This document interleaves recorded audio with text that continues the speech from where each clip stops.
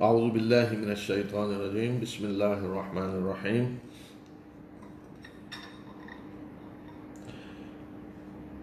آج ہم انشاءاللہ سورہ شعراء کی آیت نمبر 176 176 سے شروع کریں گے، اور سورہ نمل انشاءاللہ پڑھیں گے، اور سورہ قصص کا بھی ایک بہت بڑا حصہ انشاءاللہ پڑھیں گے۔ تو سورہ شعراء کی پیچھے ہم نے جو آیات پڑھی ہیں، اس میں وہ واقعات آ رہے ہیں انبیاء کی تاریخ، اور یہ دیکھیں گے مختلف صورتوں میں دہرائی جا رہی ہے، لیکن یہ ہے قرآن کا معجزانہ پہلو کہ ہر صورت میں آپ دیکھ رہے ہیں کہ اس کا اسلوب الگ ہے، انداز الگ ہے، قصہ وہی ہے، الفاظ اس کے لیے الگ استعمال ہوئے ہیں، اسلوب الگ ہے، اور پھر آپ دیکھ رہے ہیں کہ ہر صورت، مثلا یہ صورت جو ہے تو یہ پورا واقعہ، تمام واقعات نون پہ ختم ہو رہے ہیں۔ وہی حضرت نوح والا مثلا قصہ بتایا جائے، ہر آیت نون پہ ختم ہو رہی ہے۔ تو یہ معجزانہ پہلو قرآن کا کہ ایک ہی واقعے کو مختلف انداز سے بیان قرآن کرتا ہے، لیکن اس کے لیے اسلوب اور الفاظ الگ ہوتے ہیں۔ ایکا والوں نے رسولوں کو جھٹلا دیا۔ ایکا والی یہ قوم مدین ہے جن کا پیچھے ذکر گزرا ہے۔ اس وقت کو یاد کرو کہ جب شعیب نے انہیں کہا کہ کیا تم اللہ سے ڈرتے نہیں ہو؟ میں تمہارے لیے ایک امانت دار رسول ہوں، اور پس اللہ سے ڈرو اور میری اطاعت کرو۔ دیکھیں اللہ کے ہر رسول کی دعوت یہ تھی کہ اللہ سے ڈرو، ایمان لا کر اللہ پہ، اللہ سے ڈرو اور میری اطاعت کرو، فاتقوا اللہ واطیعون۔ تو اصل جو لوگوں کے لیے مسئلہ رہا ہے نا، وہ ایک ہے نا توحید، وہ مشکل تھی، سارے الہوں کو چھوڑ کے ایک الہ بن۔ دوسرا جو مشکل مسئلہ تھا وہ یہ کہ اللہ کے رسول کی اطاعت کرنی ہے، وہ ہے کہ سب کی لیڈرشپ ختم ہو جائے گی، اب اطاعت کس کی ہوگی؟ اللہ کے رسول صلی اللہ علیہ وسلم کی۔ یعنی مکہ میں اب ولید بن مغیرہ اور ابو جہل اور عتبہ اور شیبہ اور یہ جتنے تھے، ان میں سے اب کسی کی اطاعت نہیں، اطاعت محمد صلی اللہ علیہ وسلم کی ہوگی، محمد ہے اللہ کا رسول اور اطاعت ان کی ہوگی۔ تو یہ چیز تھی جو ان کے لیے مشکل تھی کہ اطاعت ہم کریں۔ تو اگر معاملہ یہ ہو نا، جیسے آج ایک مذہبی تصور ہے، جی وہ ماشاءاللہ بڑی عظیم ہستی ہیں، جی قربان جائیں، صدقے جائیں، آپ سے تو بڑی کوئی ہستی ہے ہی نہیں، لیکن بات ہم نے نہیں ماننی، بس ہم تعریفیں کریں گے، سب کچھ کریں گے، لیکن اطاعت نہیں کریں۔ تو اصل مسئلہ اطاعت ہے، بلکہ اطاعت سے بھی آگے بڑھ کے اللہ کے رسولوں کی پیروی ہے۔ آگے دیکھیں آیات آئیں گی، میں بتاؤں گا کہ پیروی ہے اصل، صرف اطاعت نہیں۔ پس اللہ سے ڈرو اور میری اطاعت کرو، میں اس کام پہ کوئی اجرت نہیں مانگتا، میرا اجر تو اللہ رب العالمین کے ذمہ ہے، اور ناپ تول پورا کرو، لوگوں کو ان کی چیزیں کم کر کے نہ دو، اور صحیح ترازو سے تولو، پورا ناپو اور کمی کرنے والے نہ بنو، اور صحیح ترازو سے تولو، اور لوگوں کو ان کی چیزیں کم کر کے نہ دو، اور زمین میں فساد کرنے والے بن کے نہ پھرو۔ اس اللہ سے ڈرو جس نے تمہیں بھی پیدا کیا اور پہلی مخلوق کو بھی۔ انہوں نے کہا کہ تم اس کے سوا کچھ نہیں کہ تم سحر زدہ ہو، یعنی کسی نے جادو کیا ہوا تم پہ، اور تم ہماری طرح کے ایک انسان ہو، اور ہم تمہیں جھوٹا سمجھتے ہیں۔ سحر زدہ ہو، ہماری طرح کے انسان ہو، اور ہم سمجھتے ہیں تم جھوٹ بول رہے ہو، بس اگر تم سچے ہو تو ہم پہ آسمان کا کوئی ٹکڑا گرا دیں گے، یعنی عذاب لے آئے آسمان سے۔ تو شعیب نے کہا کہ میرا رب اچھی طرح جانتا ہے جو کچھ تم کر رہے ہو۔ پس انہوں نے اسے جھٹلا دیا، اور انہیں بادل والے دن کے عذاب نے آ پکڑا۔ ایسے بادلوں کا سایہ تھا، اسی میں عذاب آ گیا۔ بے شک وہ ایک بڑے دن کا عذاب تھا، بے شک اس میں بڑی نشانی ہے، اور ان میں سے اکثر ایمان لانے والے نہیں ہیں، اور بے شک تیرا رب زبردست بھی ہے اور مہربان بھی۔ زبردست ہے کہ اگر کسی پہ وہ ہاتھ ڈالے پکڑے تو کوئی کہیں بچ نہیں سکتا، بھاگ نہیں سکتا، لیکن وہ ساتھ مہربان بھی ہے، وہ مہلت دیتا ہے، ڈھیل دیتا ہے، جو توبہ کرنا چاہتا ہے کر لے۔ پھر اس کے بعد قرآن کا بتایا کہ قرآن نازل کس نے کیا ہے، کون لے کے آیا ہے، کس پہ نازل ہوا ہے، کس زبان میں ہے۔ بے شک یہ قرآن بڑے اہتمام سے نازل ہوا ہے رب العالمین کی طرف سے، پوری کائنات کا جو بادشاہ ہے، مالک ہے، اس نے اس کو بڑے اہتمام سے نازل کیا ہے۔ روح الامین اسے لے کے نازل ہوئے ہیں آپ کے دل پہ، تاکہ آپ خبردار کرنے والوں میں سے ہو جائیں، اور یہ فصیح عربی زبان میں ہے، اور اس کا ذکر پہلے گزرے ہوئے صحیفوں میں بھی ہے۔ نازل کرنے والے کشتی رب العالمین، لے کے آنے والے روح الامین جبریل امین، علی قلبک، نبی صلی اللہ علیہ وسلم کو مخاطب ہے، آپ کے دل پہ ہم نے نازل کیا اس کو۔ کیوں نازل کیا؟ لتکون من المنذرین، تاکہ آپ خبردار کرنے والوں میں سے ہو جائیں، یعنی رسول، اور فصیح عربی زبان میں اس کو نازل کیا ہے، پہلے صحیفوں میں بھی یہ ساری یہ تعلیمات موجود ہیں۔ کیا ان کے لیے یہ نشانی نہیں ہے کہ علماء بنی اسرائیل بھی اس کو جانتے ہیں؟ سارا کچھ جو قرآن میں دیا گیا جی وہی ہے جو پہلی کتابوں میں بھی آیا ہے۔ اور اگر ہم اس قرآن کو کسی اجمی پہ نازل کرتے اور وہ ان کو یعنی قریش کو پڑھ کر سناتا تو یہ ایمان لانے والے نہ بنتے۔ یعنی اب نبی صلی اللہ علیہ وسلم پہ تو وہ الزام لگاتے ہیں نا، یہ جی ہمیں عرب ہیں تو اور ان کی زبان ہے تو ہمیں پڑھ کے سنا رہے ہیں۔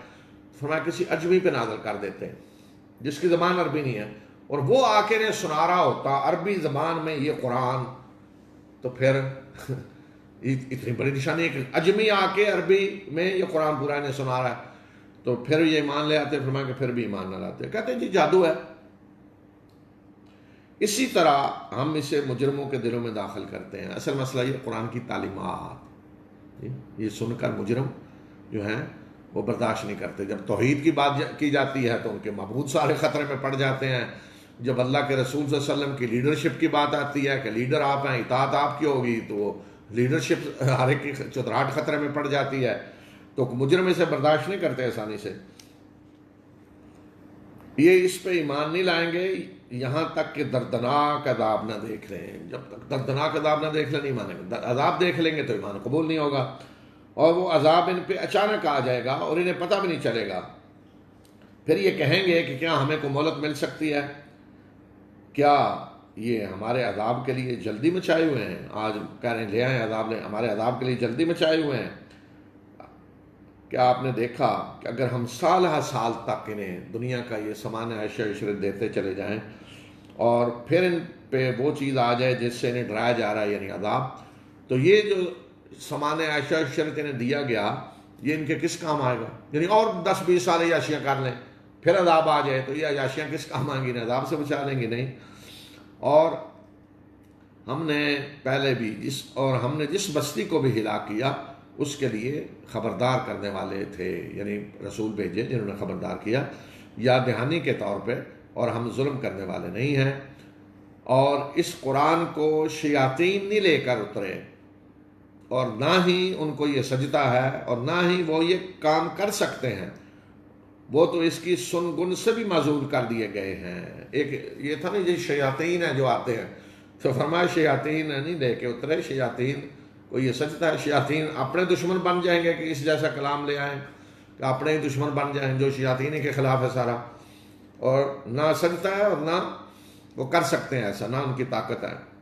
انہیں تو اس کی سن گن سے بھی معزول کر دیا گیا ہے۔ یعنی جب قرآن نازل ہو رہا تو آگے آ رہے ہیں وہ سارے واقعہ کس طرح پابندیاں لگا دی گئی۔ تو اس کا یہ مطلب بھی ہے کہ جہاں قرآن پڑھا جا رہا ہو وہاں شیاطین نہیں آ سکتے، سن گن سے محروم ہیں، سننے سے۔ جہاں تک قرآن کی آواز آ رہی جا رہی، شیطان نہیں آئے گا وہاں۔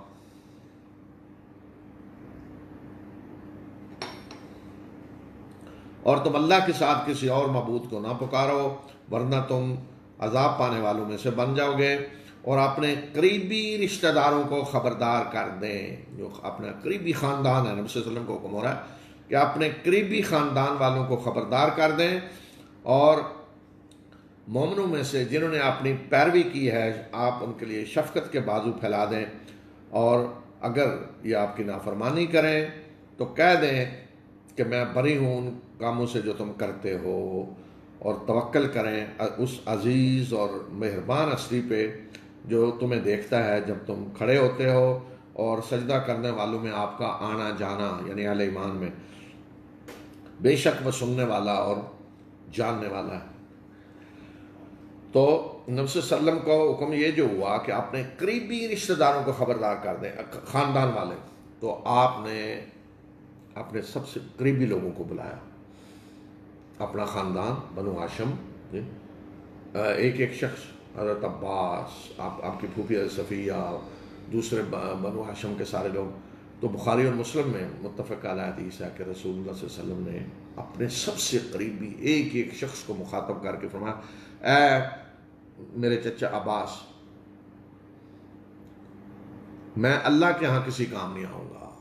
اپنی یعنی تیاری کر لیں آخرت کی، میں اللہ کے ہاں آخرت میں کسی کام نہیں آؤں گا. اپنی پھوپھی صفیہ کو یہی بات کہی. حضرت فاطمہ کو مخاطب کر کے یہی بات کہی. حضرت فاطمہ کو تو آپ نے مخاطب کر کے کہا کہ فاطمہ دنیا کی کوئی چیز، مال چیز مانگتی ہو تو مجھ سے مانگ لو، وہ میں دنیا میں دے سکتا ہوں، اللہ کے ہاں میں کسی کام نہیں آؤں گا. لا اغنی عنک من اللہ شیئا. یہ نہ سمجھنا کہ میں وہاں چھڑا لوں گا. حضرت عباس کو کہا یہ نہ سمجھنا کہ میں اللہ کے رسول کا چچا ہوں تو وہاں مجھے تو کوئی نہیں کچھ کہا جائے گا. اپنی تیاری کرو، آخرت کے لیے تیاری کرو، اپنے آپ کو بچاؤ. تو یہ دیکھیں اللہ کے رسول صلی اللہ علیہ وسلم اپنے قریب جو قریبی رشتہ دار ہیں ان کو، بیٹی کو، چچا کو، پھوپھی کو یہ فرما رہے ہیں. اور ہمارا آج کیا حال ہے؟ ہم سرٹیفکیٹ دے رہے ہیں لوگوں کو، وہ جی آپ کی نسبت بس فلاں پیر صاحب کی طرف ہو گئی جی تو آپ کو تو کسی نے پوچھنا ہی نہیں ہے، ختم جی. اور ان پیر صاحب کا اپنا کیا بنے گا وہ کوئی نہیں جانتا جی. وہ پہلے ان کو اپنا پتہ ہے کہ ان کے ساتھ کیا حشر ہونے والا ہے. ان کو گارنٹی ملی ہوئی ہے کہ وہ جنت میں جائیں گے، اور آگے ان کو کہہ دیا کہ جنت کے پلاٹ آپ بیچیں. تو دیکھیں جو شخص اللہ سے ڈرنے والا ہو وہ یہ کیسے کسی کو کہہ سکتا ہے کہ میں تمہیں آخرت میں چھڑاؤں گا؟ وہ تو خود ڈر رہا ہے کہ میرے ساتھ کیا ہوگا. حضرت عمر رضی اللہ تعالیٰ عنہ جیسی شخصیت جب زخمی ہوئے شہادت کے وقت تو لوگوں نے آ کر تعریفیں کی جن کے وہ مستحق تھے کہ آپ کی یہ قربانیاں اور تھیں واقعی، کوئی شک نہیں، بڑی عظیم قربانیاں اسلام کے لیے. تو انہوں نے فرمایا کہ میں اگر اللہ کے یہاں برابر بھی چھوٹ گیا تو بڑی اپنی کامیابی سمجھوں گا. تو غور کریں گے امت کے افضل ترین لوگ، اور آج دوسروں کو سرٹیفکیٹ میں، یعنی اپنا تو چھڑے، وہ تو ہمیں تو گویا کہ وہ جی ملا ہوئے ہیں وہاں پکے وہ سرٹیفکیٹ، ہم نے تو آگے دوسروں کی بکنگ کرنی ہے. یہ حال ہے. اور اس وجہ سے کہ وہ جی پیر صاحب ہیں، اتنے مرید ہیں، اور مریدوں کو انہوں نے، تو یہی امت کی تباہی کا سبب ہے کہ اللہ کا خوف ختم ہو گیا ہے، آخرت کی جواب دہی کا احساس ختم ہو گیا ہے. اور یہ ہے کہ جی جنت کیا ہے، وہ پیر صاحب کی پھونک کی مار ہے یا 2-4 ختموں کی مار ہے، اور کسی کو کوئی اللہ کا ڈر نہیں رہا. اور یہ جو حالت دیکھ رہے ہیں آپ ساری جرائم اور یہ سارا کچھ، اس کی وجہ یہ ہے اللہ کا خوف ختم ہو گیا ہے. لوگ گویا کہ ہیں کہ جیسے نہیں ہوتا کچھ چلو جو چاہو کرو ہم چھڑا لیں گے بچا لیں گے، یہ حال ہے. بہرحال وہ تو وہاں پتہ چل جائے گا کیا بنتا ہے. لیکن جو لوگ اس طرح کی مجرمانہ کارروائیاں کر رہے ہیں بجائے اس کے کہ لوگوں کو کہیں اللہ سے ڈریں، وہ انہیں ابھار رہے ہیں کہ جو کچھ کرنا کرو، ہم بچا لیں گے، ہم جو ہیں ہم بچا لیں گے. اور اس کے بعد بتایا کہ شیاطین کس پہ نازل ہوتے ہیں، شیاطین کا تعلق کس سے ہوتا ہے. فرمایا کہ کیا میں تمہیں بتاؤں کہ شیاطین کس پہ نازل ہوتے ہیں؟ یہ ہر لپاٹیے اور بدکار پہ نازل ہوتے ہیں، جھوٹ بولنے والے، بدکار. اور یہ سن گن کے لیے کان لگاتے ہیں اور ان میں سے اکثر جھوٹے ہوتے ہیں. یعنی کوئی ڈھونگ رچاتے ہیں جیسے جی سن رہے ہیں. وہ میں جب یہ آیت پڑھتا تھا نا تو بہرحال وہ اپنے طور پہ سمجھتا جی یلقون السمع کیا ہوتا ہے. لیکن ایک دفعہ ایک ٹی وی پروگرام والے نے ایک کو پکڑا ہے عمل کو قبرستان میں، تو اس کو کہہ رہا ہے جی وہ میں تمہیں یہ کر دوں گا، میں اڑا دوں گا. تو پھر وہ کان لگا کے نا ایسے اوپر وہ کر رہا ہے، وہ اس کو بیوقوف بنا رہا ہے کہ میں اپنے وہ موکل سے بات کر رہا ہوں، میرا موکل بس تمہیں اڑا دے گا، جلا دے گا. تو ایسے کوئی ڈھونگنے چاہ رہا ہے جیسے اوپر سے کوئی اس کے پاس وہی آ رہی. تو اس طرح کے رکھتے کرتے ہیں، ڈھونگنے چاہتے ہیں لوگوں کو بیوقوف بنانے کے لیے. اور فرمایا کہ اکثر جھوٹے ہوتے ہیں. اور شعراء کا پھر بتایا شاعر، اور شعراء کی پیروی بہکے ہوئے لوگ کرتے ہیں. کیا تم نے دیکھا نہیں کہ ہر وادی میں بھٹکتے پھرتے ہیں، ہر طرح کے مجلسوں میں، اور یہ وہ کچھ کہتے ہیں جو کرتے نہیں ہیں، سوائے ان لوگوں کے، شعراء میں سے مستثنا ہیں یہ، سوائے ان کے جو ایمان لائے، جنہوں نے نیک اعمال کیے اور اللہ کو کثرت سے یاد کیا اور بدلہ لیا اس کے بعد کہ ان پہ ظلم کیا گیا. اور جنہوں نے ظلم کیا ہے ان قریب انہیں معلوم ہو جائے گا کہ ان کا انجام کیا ہوتا ہے. اچھا، شعراء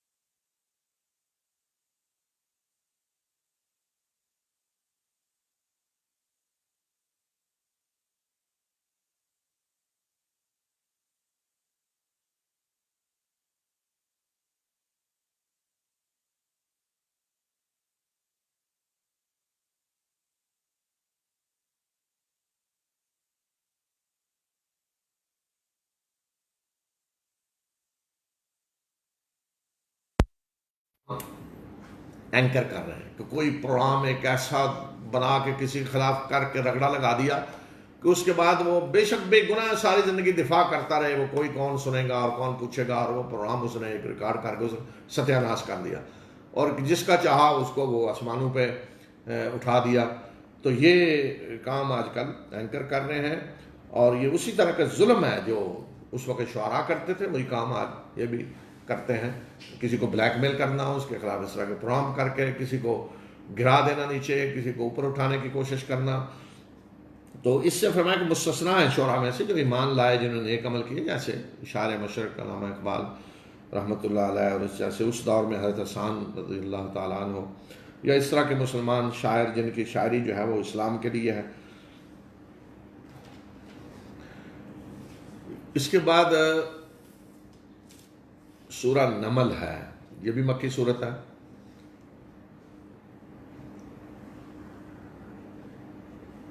اور اس کا نام نمل اس مناسبت سے ہے کہ اس میں چیونٹیوں کا ذکر ہے۔ نمل کہتے ہیں چیونٹیوں کو،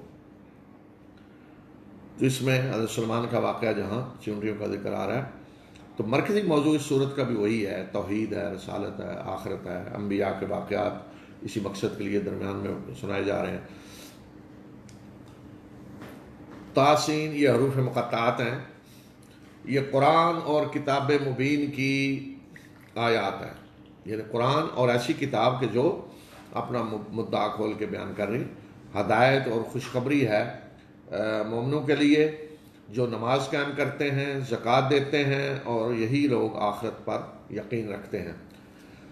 بے شک وہ لوگ جو آخرت پر ایمان نہیں لاتے، ہم نے ان کے اعمال ان کے لیے خوشنما بنا دیے ہیں اور وہ بہکے ہوئے ہیں۔ دنیا میں ان کے اعمال خوشنما بنا دیے گئے ان کے لیے، اور وہ اسی میں بھٹک رہے ہیں، بہک رہے ہیں، اور کہہ رہے ہیں ہم تو بڑے اچھے کام کر رہے ہیں۔ یہی وہ لوگ ہیں کہ جن کے لیے برا عذاب ہے، اور آخرت میں بھی یہی لوگ سب سے زیادہ خسارہ پانے والوں میں سے ہوں گے۔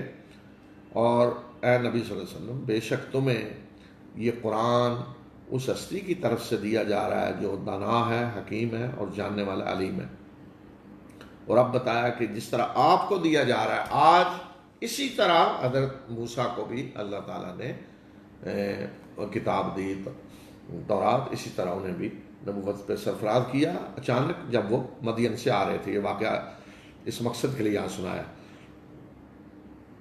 اس وقت کو یاد کرو کہ جب موسیٰ نے اپنے گھر والوں سے کہا، جب وہ مدین سے آ رہے تھے اپنے گھر والوں کے ساتھ واپس مصر، جب موسیٰ نے اپنے گھر والوں سے کہا کہ میں نے ایک آگ دیکھی ہے، یعنی روشنی، میں اس کے پاس سے تمہارے لیے کوئی خبر لاؤں گا یا آگ کا کوئی انگارہ لاؤں گا تاکہ تم تاپ سکو۔ دور سے روشنی نظر آئی کہ میں جاتا ہوں، دیکھتا ہوں، یا تو کوئی آدمی ہوگا اس سے راستہ معلوم کریں گے، یا آگ لے کے آؤں گا تاپو۔ پس جب وہ اس جگہ کے پاس آیا تو آواز دی گئی کہ بابرکت ہے وہ جو اس روشنی میں ہے اور جو اس کے ارد گرد ہے، اور پاک ہے اللہ تمام جہانوں کا پروردگار۔ اے موسیٰ، یہ تو میں ہوں اللہ عزیز و حکیم۔ وہاں سے آواز آئی، اندر سے ایک درخت کے اندر سے روشنی سے آواز آئی کہ اللہ اے موسیٰ، بے شک یہ تو میں ہوں اللہ زبردست اور حکیم، اور اپنی لاٹھی کو پھینک دے۔ جب اس نے اسے دیکھا کہ وہ دوڑ رہی ہے گویا کہ وہ ایک سانپ ہے، تو موسیٰ پیٹھ پھیر کر بھاگا اور اس نے پیچھے مڑ کر بھی نہیں دیکھا۔ اللہ تعالیٰ نے فرمایا کہ اے موسیٰ، ڈرو نہیں، بے شک میرے ہاں رسول ڈرا نہیں کرتے، سوائے اس کے جس نے ظلم کیا ہو، پھر اس نے برائی کے بعد اس کو بھلائی سے بدل دیا، تو بے شک میں بخشنے والا اور مہربان ہوں۔ تو یہ اشارہ اللہ تعالیٰ نے کر دیا حضرت موسیٰ نے، جو قتل کا واقعہ ہوا تھا، آگے بھی آ رہا ہے سورہ قصص میں، تو فرمایا کہ میرے ہاں رسول ڈرا نہیں کرتے، لیکن جس نے کوئی اس طرح کا کام ہو گیا ہے کوئی، تو اس نے اس کے بعد توبہ کر لی، برائی کو بھلائی سے بدل دیا، تو میں بخشنے والا مہربان ہوں۔ اور اپنے ہاتھ کو اپنے گریبان میں ڈالو، وہ سفید چمکتا ہوا نکلے گا بغیر کسی بیماری کے۔ یہ ان 9 نشانیوں میں ہیں یہ جو فرعون اور اس کی قوم کی طرف بھیجی گئی ہیں، یعنی یہ 2 نشانیاں، مزید اور نشانیاں ملا کر 9 نشانیاں بن رہی ہیں۔ تو باقی 9 جن میں وہ مینڈک اور ٹڈی دل اور خون اور اس قسم کی آزمائشیں جو آتی رہیں وہ بھی نشانیاں تھیں۔ بے شک یہ بدکار لوگ ہیں قوم فرعون۔ اور پھر جب ان کے پاس ہماری آنکھیں کھول دینے والی نشانیاں آئیں تو انہوں نے کہا کہ یہ تو واضح جادو ہے، ان ساری نشانیوں کا کہ یہ جادو ہے، اور انہوں نے ان نشانیوں کا انکار کیا، حالانکہ ان کے دل ان کا یقین کر چکے تھے، اور یہ انکار انہوں نے ظلم اور سرکشی کرتے ہوئے کیا، یعنی ظلم اور سرکشی کی وجہ سے انکار کیا، دل ان کے مان چکے تھے ان کو، اس لیے کہ اگر مان لیتے تو وہ اقتدار خطرے میں پڑتا تھا، تو اس لیے انہوں نے انکار کیا۔ دیکھو مفسدین کا کیا انجام ہوا۔ اور ہم نے داؤد اور سلیمان کو علم عطا کیا، ان دونوں نے کہا کہ شکر ہے اس اللہ کا جس نے اپنے بہت سارے مومن بندوں پہ ہمیں فضیلت دی ہے، یعنی یہ نہیں کہہ رہے کہ سب بندوں پہ مومن بندوں، اس لیے کہ باقی مومنوں کو تو خود فضیلت ہے دوسروں پہ، تو اس لیے کہہ رہے ہیں اللہ نے ہمیں بہت سارے اپنے مومن بندوں پہ فضیلت دی ہے۔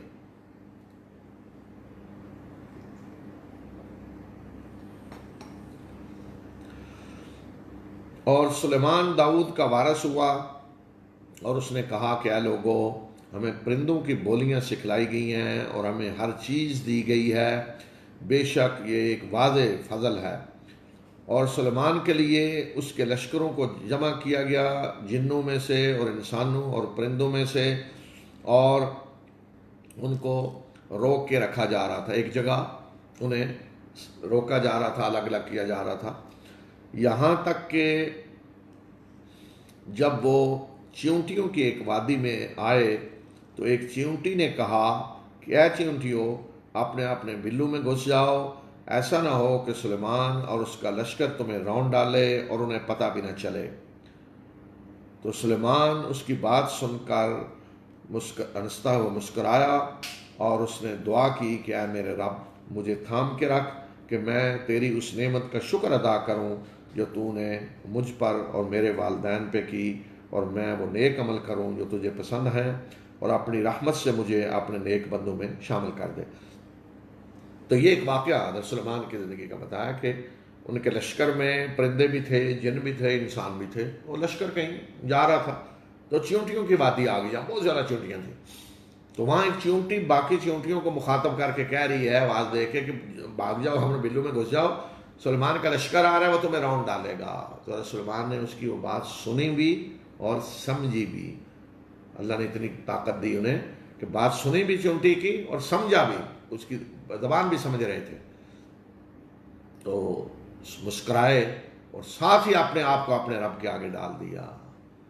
اتنی بڑی بات، اتنی بڑی حکومت کہ چیونٹی کی بات سن رہے ہیں اور سمجھ رہے ہیں، تو آپ نے آپ کو اپنے رب کے ڈال دیا کہ مجھے میرے اندر کوئی تکبر نہ آ جائے کہیں، فوراً اپنے رب کہ اے میرے رب مجھے تھام کے رکھ، میں کہیں آپے سے باہر نہ ہو جاؤں، تھام کے رکھ کہ میں تیری اس نعمت کا شکر ادا کروں جو تو نے مجھ پہ اور میرے والدین پہ کی، اور مجھے توفیق دے ان نیک اعمال کی جو تجھے پسند ہے، اور مجھے اپنے نیک بندوں میں شامل کر۔ یہ ہے شکر، یہ ہوتا ہے امتحان۔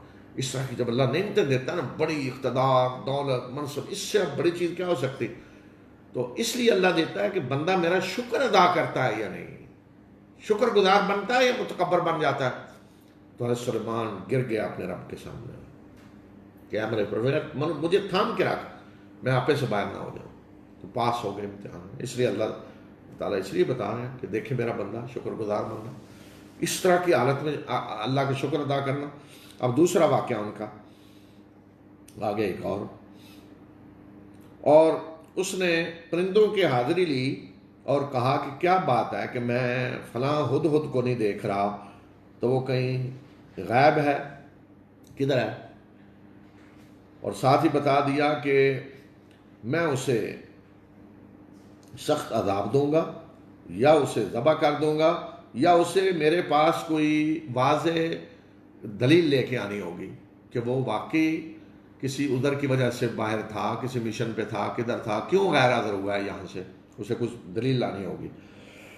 تو تھوڑی دیر گزری تھی کہ وہ ہدہد آ گیا، اور اس نے آ کر کہا کہ میں ایسی معلومات لے کر آیا ہوں جن کا آپ کو پتہ نہیں ہے، اور میں آپ کے پاس سبا سے ایک یقینی خبر لے کے آیا ہوں۔ ہدہد آ کے کہہ رہا ہے سلیمان کو کہ میں وہ معلومات لے کر آیا ہوں جو آپ کو پتہ نہیں ہے۔ سنیں ذرا غور سے، اللہ کے نبی جو چیونٹی کی گفتگو سن رہے ہیں اور سمجھ بھی رہے ہیں، ان کو ہدہد آ کے کہہ رہا ہے ایک پرندہ کہ میں وہ معلومات لے کر آیا ہوں جو آپ کو پتہ نہیں ہے. احطت بما لم تحط به، جو علمی آتا آپ کے علم میں نہیں ہے وہ معلومات میں نے کرایا. ایک طرف اللہ تعالیٰ اتنی طاقت دی، چونٹی کی بات سن رہے ہیں اور سمجھ رہے ہیں، دوسری طرف ہدہد آ کے کہہ رہا ہے کہ میں وہ معلومات لے کر آیا جو آپ کے پاس نہیں ہے. حضرت سلیمان نے جواب میں یہ تو نہیں کہا نا کہ تم مجھ سے زیادہ جانتے ہو، میں اللہ کا نبی، جی مجھ سے زیادہ معلومات ہے تمہیں، کس طرح کی باتیں کر رہے ہو، یہ تو نہیں کہا. نہیں جی، اگر حضرت سلیمان تو اللہ کے رسول ہیں جی، وہ اگر کہتے بھی اللہ کے رسول ہیں کہ تم مجھ سے زیادہ جانتے ہو جی.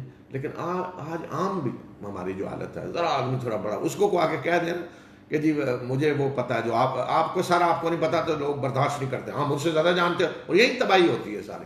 کوئی مشورہ سننے کے لیے تیار نہیں ہوتا، کوئی تجویز سننے کے لیے تیار. ہر کوئی جو کسی بڑی جگہ بیٹھتا ہے وہ فرعون بن جاتا ہے، اور وہ سمجھتا ہے سب سے زیادہ جاننے والا میں ہوں، سب سے زیادہ عقل مند میں ہوں، سب سے زیادہ سمجھدار میں ہوں جی. اور مشورہ بھی کوئی دے تو نہیں، تکبر اور غرور یہی قوموں کو چیز تباہ کرتی ہے، ملکوں کو تباہ کرتی ہے. اور رسول اللہ صلی اللہ علیہ وسلم کی زندگی میں بھی دیکھیں کہ جب بھی آپ کو آ کر کسی نے کوئی مشورہ دیا کہ اللہ کے رسول ایسے نہیں جو آپ نے فیصلہ، اس کی بجائے اگر ایسے کر لیا جائے تو آپ نے فوراً قبول کیا. آپ نے یہ تو نہیں کہا جی مجھ سے زیادہ تم جانتے ہو، زیادہ عقل مند ہو مجھ سے. نہیں، یہ اللہ کے رسولوں کا نمونہ یہ ہے. تو ہدہد آ کے کہہ رہا ہے، تو انہوں نے اسے یہ نہیں کہا کہ بہرحال انہوں نے یہ سمجھا کہ کہیں جھوٹ تو نہیں بول رہا کہ اپنی غیر حاضری کا عذر کوئی بتا رہا ہو، اس لیے انہوں نے کہا میں تحقیق کروں گا. تو یہ قوم سبا، آگے اس قوم کا ذکر آ رہا ہے، وہاں انشاءاللہ ان پہ بات کریں گے. یمن میں ایک قوم تھی، ملکہ بلقیس جہاں کی وہ مشہور ہے ہمارے. تو ہدہد مزید آگے تفصیل بتا رہا ہے کہ میں نے ایک عورت کو دیکھا کہ جو ان پہ حکومت کر رہی ہے اور اسے ہر چیز دی گئی ہے، اور اس کا تخت بڑا عالیشان ہے، بہت عالیشان تخت ہے اس کا جس پر وہ بیٹھتی ہے. میں نے اسے اور اس کی قوم کو پایا کہ وہ اللہ کو چھوڑ کر سورج کو سجدہ کرتے ہیں، اور شیطان نے ان کے اعمال ان کے لیے خوشنما بنا دیے ہیں اور انہیں اصل راستے سے روک دیا ہے، پس وہ ہدایت نہیں پا رہے. وہ اس اللہ کو سجدہ کیوں نہیں کرتے کہ جو چھپی ہوئی چیزوں کو نکالتا ہے آسمانوں میں بھی اور زمین میں بھی، اور جانتا ہے جو چیزیں تم چھپاتے ہو، جو کچھ تم ظاہر کرتے ہو. ہدہد کہہ رہا ہے کہ وہ ہدایت نہیں آپ پا رہے، تو اللہ کو چھوڑ کر کس کو سجدہ کر رہے ہیں؟ سورج کو. یہ پوری رپورٹ ہدہد نے آ کر دی حضرت سلیمان کو، اور بتایا جی میں ایسی معلومات لے کے آیا ہوں کہ آپ کو نہیں پتا. اور اللہ جانتا ہے جو تم چھپاتے ہو اور جو تم ظاہر کرتے ہو. اللہ وہ ہے کہ اس کے سوا کوئی معبود نہیں، وہ عرش عظیم کا رب ہے. یہ ہدہد کا پیغام ختم ہو. اب آگے سلیمان کہہ رہے ہیں، سلیمان نے کہا کہ ہم دیکھتے ہیں کہ تم نے سچ کہا ہے یا تم جھوٹ بول رہے ہو، اب میں تحقیق کروں گا. تو اس کے لیے انہوں نے اسے کہا کہ اچھا یہ کام کرو، اس سے پتہ چل جائے گا جو کچھ کہہ رہے سچ ہے جھوٹ ہے. تم میرا یہ خط لے کر جاؤ اور اسے ان کے آگے ڈال دو، اور پھر پیچھے ہٹ کر دیکھو کہ وہ کیا رد عمل ظاہر کرتے ہیں. یہ خط لے جاؤ، وہاں جا کے ان کے آگے ڈالو، پھر پیچھے ہٹ کے دیکھو کیا رد عمل ظاہر کرتے ہیں. تو ہدہد خط لے گیا، وہاں جا کے ڈالا. خط جب ملکہ نے دیکھا تو وہ اپنے ایان سلطنت کو بتا رہی ہے.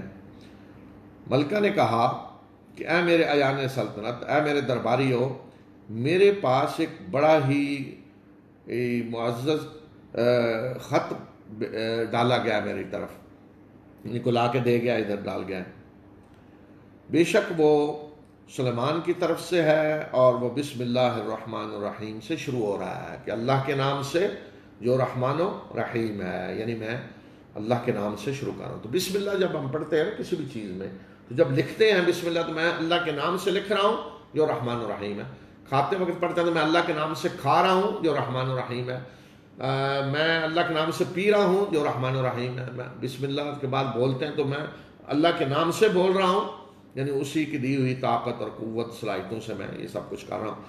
تو یہ وہ کہتے ہیں کہ یہ خط سلیمان کی طرف سے ہے اور اس کی ابتدا بسم اللہ الرحمن الرحیم سے ہو رہی ہے کہ اللہ کے نام سے جو رحمان الرحیم ہے، اور عبارت کیا ہے کہ میرے مقابلے میں سرکشی نہ کرو اور میرے پاس فرما بردار بن کر آ جاؤ، سرکشی نہ کرو، فرما بردار بن کے آ جاؤ۔ ملکہ نے کہا کہ اے درباریو، مجھے مشورہ دو میرے معاملے میں تمہارے بغیر کسی کام کا فیصلہ نہیں کرتی، جب تک تم موجود نہ ہو تمہارے بغیر میں کسی کام کا فیصلہ نہیں کرتی۔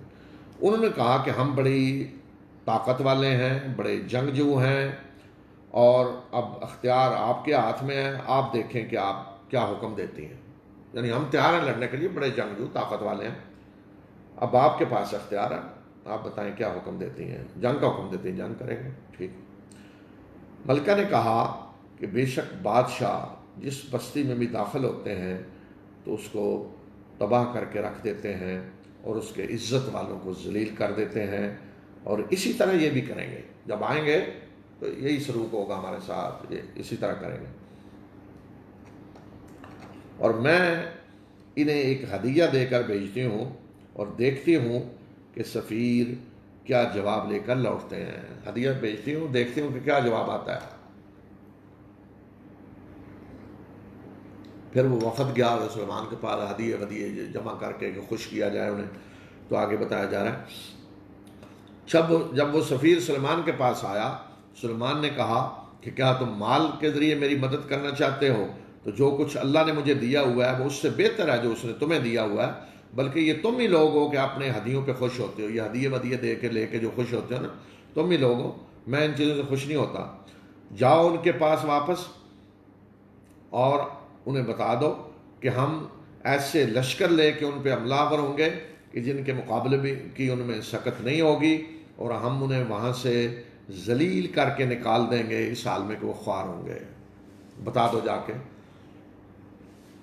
تو اب جا کر اس نے پیغام دے دیا، اور پتہ چل گیا کہ ملکہ آ رہی ہے مسلمان ہونے کے لیے سلمان کے پاس خود۔ وہ جب یہ پیغام گیا تو سمجھ آ گئی انہیں کہ جنگ ونگ ہم نہیں کر سکتے، تو کیا ہے، حضرت سلمان نے کہا تھا نا بات انہیں مسلمین، فرما بردار بن کے آ جاؤ، وہ فرما بردار بن کے آنے کا انہیں بتا دیا۔ تو اس سے پہلے کہ وہ آئیں، حضرت سلمان اب انتظامات کر رہے ہیں ان کے آنے سے پہلے کہ انہیں پتہ چلے کہ حضرت سلمان کی سلطنت کیسی ہے۔ تو سلمان نے کہا کہ اے درباریو، تم میں سے کون ہے کہ جو ان کے میرے پاس فرما بردار بن کے آنے سے پہلے اس کے تخت کو لے آئے، ان کے فرما بردار بن کے آنے سے پہلے ملکہ کے تخت کو میرے پاس لے آئے۔ تو ایک دیو ہیکل جن نے کہا کہ میں اس کو آپ کے پاس لے آؤں گا اس سے پہلے کہ آپ اپنی اس مجلس سے اٹھیں، اور میں اس کے لانے پہ طاقت بھی رکھتا ہوں اور امانت دار بھی ہوں کہ آپ کی یہ نشست جو ختم ہوتی ہے اس سے پہلے میں لے آؤں گا۔ وہ ٹائم ہوگا کہ اتنے ٹائم مسلمان بیٹھتے ہیں تو اٹھنے کا جو وقت ہے یہ ہے۔ اس نے کہا کہ نشست ختم ہونے سے پہلے میں لے آؤں گا، طاقتور بھی ہوں اور امین بھی ہوں، یہ دو چیزیں۔ آگے موسیٰ والے قصے میں بھی آئے گا نا، دو چیزیں دیکھی جاتی ہیں جب کسی کو کام لینا ہو، طاقتور اور امین۔ میں نے پہلے بھی کہا تھا نا کہ آپ گھر میں بھی آپ نے جب کو نوکر ملازم رکھتے ہیں کہ اس کے اندر وہ طاقت ہو کام کی اور امانتدار ہو، یہی ہے اس کے لیے۔ اور بہر حکمران کے لیے تو اور زیادہ بڑی، جیسے میں نے کہا تھا وہاں تو حفیظ اور علیم ہے، اس سے بھی اوپر۔ تو وہ شخص جس کے پاس کتاب کا علم تھا اس نے کہا کہ میں اس کو آپ کے پاس لے آؤں گا آپ کے پلک جھپکنے سے پہلے۔ اور پھر سلیمان نے جب تخت کو اپنے سامنے پڑا دیکھا تو پکار اٹھا کہ یہ میرے رب کا فضل ہے اور مجھے آزما کے دیکھنا چاہتا ہے کہ میں اس کا شکر ادا کرتا ہوں یا ناشکری کرتا ہوں۔ اور جس نے شکر ادا کیا تو یہ گویا کہ اس نے اپنے لیے شکر ادا کیا، اور جس نے ناشکری کی تو بے شک میرا رب بے نیاز ہے اور کریم ہے، اسے کسی کی کوئی ضرورت نہیں ہے۔ تو یہاں تخت جو ہے وہ لانے والا کون ہے؟ جن نے تو کہا نا میں نشست ختم ہونے سے پہلے لے آؤں گا، تو اب آگے کہ جس کے پاس کتاب کا علم تھا اس نے کہا پلک جھپکنے سے پہلے لے آتا ہوں اور پڑھا تھا سامنے. یعنی یہ تو ایک تھا نا کسی نے کہا تو سلمان کہتے ہیں اچھا جی لے آؤ تو لے آ. اس نے کہا اور پڑھا تھا سامنے. پلک جھپکنے میں لے آتا ہوں سامنے تھا. جس کے بعد کتاب کا علم. کتاب کون سی؟ تورات. جی تو اب جب آ گیا ہے تو حضرت سلیمان کا رد عمل کیا ہے؟ کہتے ہیں ھذا من فضل ربی، یہ میرے رب کا فضل ہے. لیبلونی، فضل اس نے کیا تاکہ میرا امتحان لے، آزمائش کرے میری کہ میں اس پہ شکر ادا کرتا ہوں یا نہ شکری کرتا ہوں. اس سے پتہ چلتا ہے کہ خود لانے والے حضرت سلیمان ہیں. کتاب کا علم جس کے بعد کون ہے؟ حضرت سلیمان. لانے والے حضرت سلیمان. اس لیے کہ جب سامنے پڑھا ہے تو کیا کہہ رہے ہیں کہ میرے رب کا فضل ہے کہ وہ میرا امتحان لے رہا ہے کہ میں شکر ادا کرتا ہوں یا نہ شکری کرتا ہوں.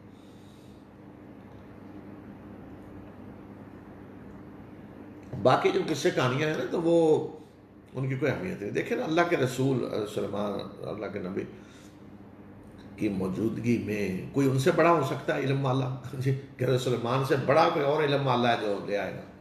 تو یہ معجزہ تھا سلیمان کا کہ ایک تخت ایک لمحے کے اندر ان کے سامنے آ گیا. اور اس پہ انہوں نے کہا کہ یہ میرے رب کا فضل ہے. اور فضل کیوں ہے؟ امتحان لینے کے لیے کہ میں شکر ادا کرتا ہوں یا نہ شکری کرتا ہوں. یہ امتحان اللہ لیتا ہے. پیچھے بھی شکر کا ان کا امتحان ہوا، اس واقعے میں بھی ہوا.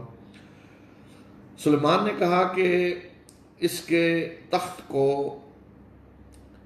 تھوڑا بدل دو، ہم پہچانیں، تاکہ ہم دیکھیں کہ یہ اس کو پہچانتی ہے یا ان لوگوں میں سے ہے جنہیں کو پتہ نہیں چلتا. یعنی کوئی ایسے طریقے سے تھوڑا اس کے سامنے رکھ دو، تھوڑی معمولی تبدیلی کر کے ملکہ کے آنے سے پہلے کہ ہم دیکھیں کہ یہ آپ پہچان لیتی ہے اسی کا تخت ہے یا کوئی پتہ نہیں چلتا. پھر جب وہ آئی ملکہ تو اسے کہا گیا کہ کیا تمہارا تخت اسی طرح کا ہے؟ تو اس نے کہا یہ تو گویا کہ وہی ہے. اور اس نے کہا کہ ہمیں اس سے پہلے علم دیا گیا تھا اور ہم فرمانبردار تھے. ہمیں پہلے پتہ تھا سلیمان کے معجزات اور ان کے سلطنت کتنی عظیم ہے. تو یہ نہیں کہا کہ یہ تخت تمہارا ہے. تمہارا ہا کذا عرشک ہے، تمہارا اس طرح کا ہے. اس نے کہا کہ یہ وہی ہے. پہچان لیا اس نے. تو یہ جو اس نے کہا نا کہ پہلے ہم مسلمان تھے، تو اللہ تعالیٰ ہمارے تو کیوں رکی ہوئی تھی اسلام لانے سے؟ اور اس سے جس چیز نے روکا ہوا تھا وہ یہ تھی کہ وہ ان کے وہ معبود جن کی وہ اللہ کے سوا عبادت کرتی تھی، بے شک وہ کافر قوم میں سے تھی. تو معبودوں نے روکا ہوا تھا سارا. معبودوں کی عبادت باپ دادا جو کرتے آئے ہیں وہ چھوڑنا پڑے گا. تو وہ چھوڑنا ظاہر مشکل ہوتا ہے. پھر ایک اور امتحان اس کا لیا گیا. ظاہر ہے اس طرح حکمران جب آتا ہے تو کئی پروگرام فنکشن ہوتے ہیں، آج اس جگہ یہ ہوگا، یہ ڈنر ہوگا، یہ فلاں جگہ یہ ہوگا فلاں. تو یہ اس طرح کے پروگرام رکھے گئے اس کے لیے. تو ایک پروگرام رکھا گیا ایسے محل میں جو شیشے کا بنا ہوا تھا، نیچے فرش بھی شیشے کا تھا، اور داخل ہوا تو ایسا لگتا گہرے پانی میں داخل ہو رہے ہیں. اور اسے کہا گیا کہ اس محل میں داخل ہو.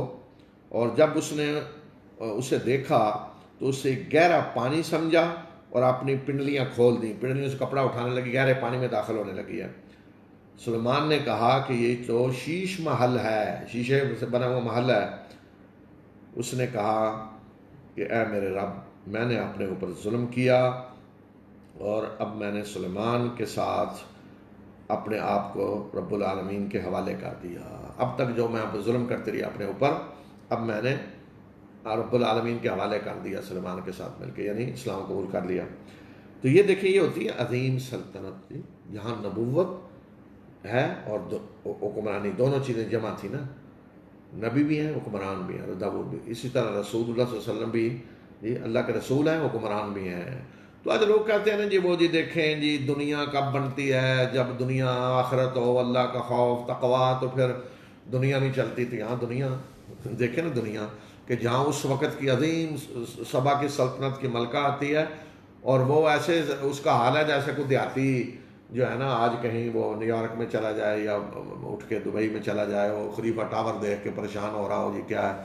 تو یہ فرمایا کہ یہ حالت ہوگی اس کی ملکہ یہ عظیم دنیا بنتی ہے جب دین اس کے ساتھ آ جاتا ہے. آگے انبیاء کے واقعات آ رہے ہیں، اور اس دفعہ وہ تاریخی ترتیب نہیں ہے، قوم سمود کا ذکر شروع ہو رہا ہے. اور ہم نے سمود کی طرف ان کے بھائی صالح کو رسول بنا کر بھیجا اس ہدایت کے ساتھ کہ اللہ کی عبادت کرو. تو یک وہاں دو فریق آپس میں جھگڑنے لگے. صالح نے کہا کہ اے میری قوم، کیا تم بھلائی سے پہلے برائی کے لیے جلدی مچائے ہوئے ہو، عذاب کے لیے جلدی مچائے ہوئے ہو؟ تم اللہ سے معافی کیوں نہیں مانگتے تاکہ تم پر رحم کیا جائے؟ انہوں نے کہا کہ ہم تو تمہیں اور تمہارے جو ساتھی ہیں ان کو اپنے لیے منحوس سمجھتے ہیں، یہ تمہاری وجہ سے مصیبت آئی ہوئی ہے. صالح نے کہا کہ تمہاری نحوست جو ہے وہ تو اللہ کے ہاں ہے، جو کچھ بھی شگونی بدشگونی وہ تو اللہ کے ہاں ہے تمہاری، بلکہ تم ایسے لوگ ہو کہ جن کی آزمائش کی جا رہی ہے، اللہ تمہیں آزما رہا ہے اس طریقے سے. اور شہر میں 9 گروہ تھے جو زمین میں فساد پھیلاتے تھے اور اصلاح نہیں کرتے تھے.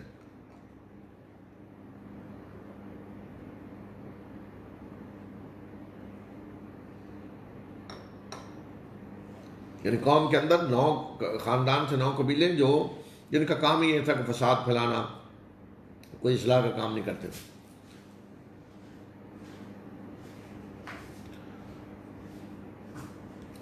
انہوں نے آپس میں اللہ کے نام کی قسمیں کھا کر کہا کہ ہم شعیب اور اس کے گھر والوں کو چپکے سے رات کو قتل کر دیں گے، اور پھر ہم اس کے وارث سے یہ کہہ دیں گے کہ ہمیں تو ان کی ہلاکت کا کوئی پتہ نہیں اور ہم وہاں نہیں تھے اور بے شک ہم سچے ہیں. اور انہوں نے ایک چال چلی اور ہم نے بھی ایک تدبیر کی اور انہیں پتہ ہی نہیں تھا کہ تدبیر کیا ہو رہی ہے. تو یہی کچھ قریش مکہ میں سوچتے تھے کہ کریں، لیکن بنو ہاشم رکاوٹ بنتے تھے. تو وہاں بھی یہی حال تھا کہ شعیب کا قبیلہ رکاوٹ بنتا تھا.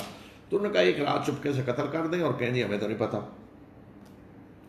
پھر دیکھو کہ ان کی چال کا کیا انجام ہوا.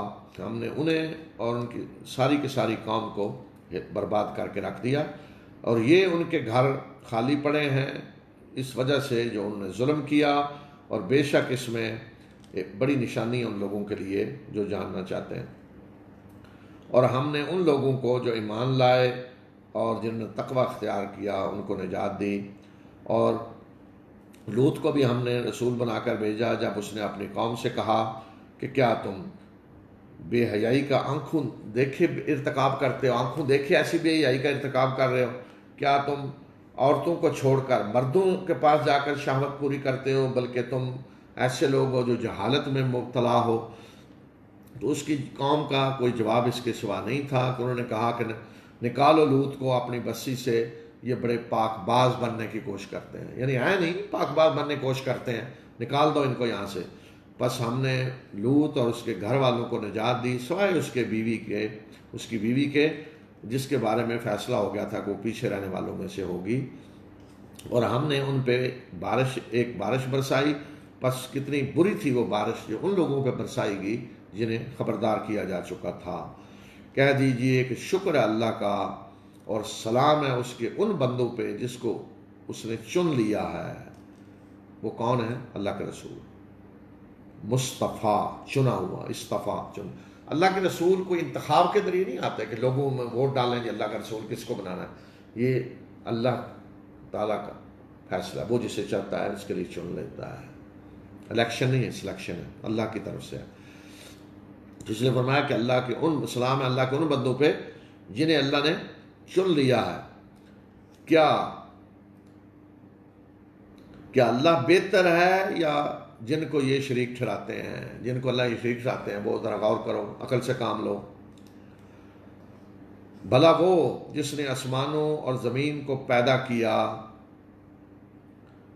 اور تمہارے لیے آسمان سے پانی نازل کیا اور اس کے ذریعے خوش منظر باغات اگائے، اور تم ان کے درختوں کو نہیں اگا سکتے تھے، تو کیا اللہ کے ساتھ کوئی اور خدا بھی ہے؟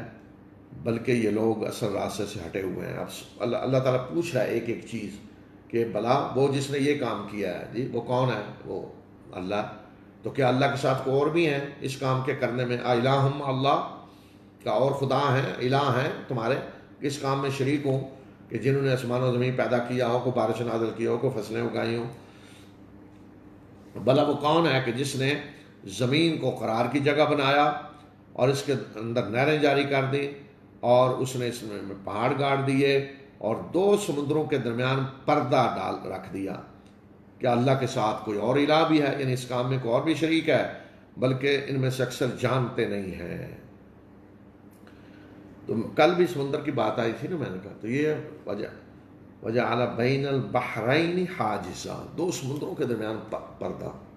تو یہ عموماً پہلے سمجھا جاتا سمندر سارے ایک ہی طرح کے ہیں، تو اب سائنسی تحقیق کوئی ساری پتہ چلا نہیں، ایسے نہیں ہے، سمندر الگ الگ ہوتے ہیں۔ ایک تو نا میٹھا پانی، وہ تو آگے آگے نہیں، میٹھا پانی عام سمندر جہاں میٹھے پانی کا مسئلہ نہیں، تو ایک سمندر یہ ہے کہ درمیان میں پردہ ہے، ادھر کے جانور الگ ہیں وہ ادھر نہیں آ سکتے، ادھر کے الگ ہیں وہ ادھر نہیں جا سکتے، یہ پانی ادھر نہیں آئے گا، یہ پانی ادھر نہیں جائے گا، درمیان پردہ وہ نظر آ رہا ہے، پردہ نہیں، ایسا پردہ ہے، پانی ہی کا پردہ ہے کیسا، نہ جانور یہ ادھر جائے گا نہ یہ ادھر، الگ الگ، یہ سمندر الگ ہے یہ سمندر الگ ہے، یہ فرمایا دو سمندروں کے درمیان اس نے پردہ ڈالا ہوا ہے، ایک رکاوٹ کھڑی کی ہے۔ اور یہ آج جو کچھ قرآن کہہ رہا ہے بالکل حقیقت ہے۔ آج اگر کوئی کہتا ہے جی قرآن اللہ کی کتاب نہیں ہے، تو پھر اس کا جواب دینا ہوگا کہ جو تمہیں آج چیز معلوم ہو رہی ہے جی، تو یہ 14 سال پہلے کیسے معلوم ہوگی؟ جس کو تم پتھر کا دور کہتے ہو، اونٹوں والا، تو اس وقت کیسے کسی کو پتہ چل گیا جو حقائق آج تمہارے سامنے کھل رہے ہیں بڑی تحقیق کے بعد؟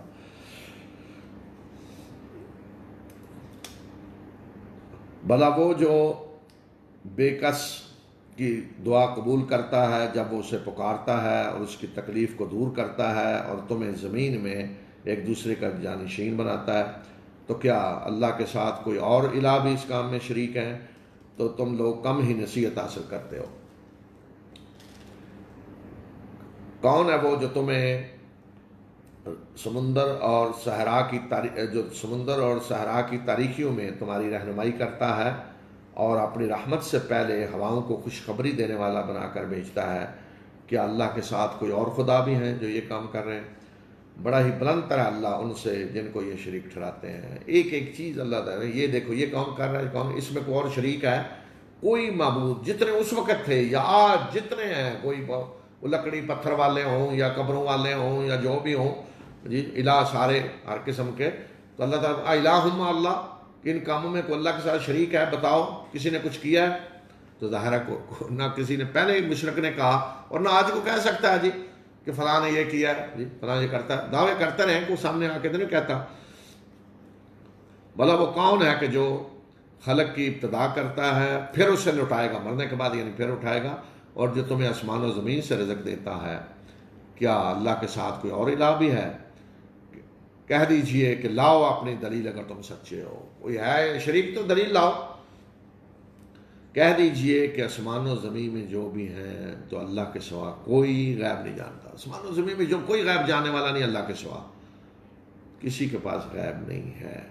غیب کیا؟ چھپی ہوئی چیز، اللہ کے سوا کوئی غیب نہیں جانتا۔ جو بھی آسمان و زمین، فرشتے ہوں، اللہ کے نبی ہوں، رسول ہوں، انسان ہوں، اللہ نے جتنا اللہ کے رسولوں کو ضرورت تھی ان کی رسالت کے لیے اتنا غیب دیا ہے، اتنا ہی وہ جانتے ہیں، بس وہ جتنا اللہ نے چاہا اتنا دیا۔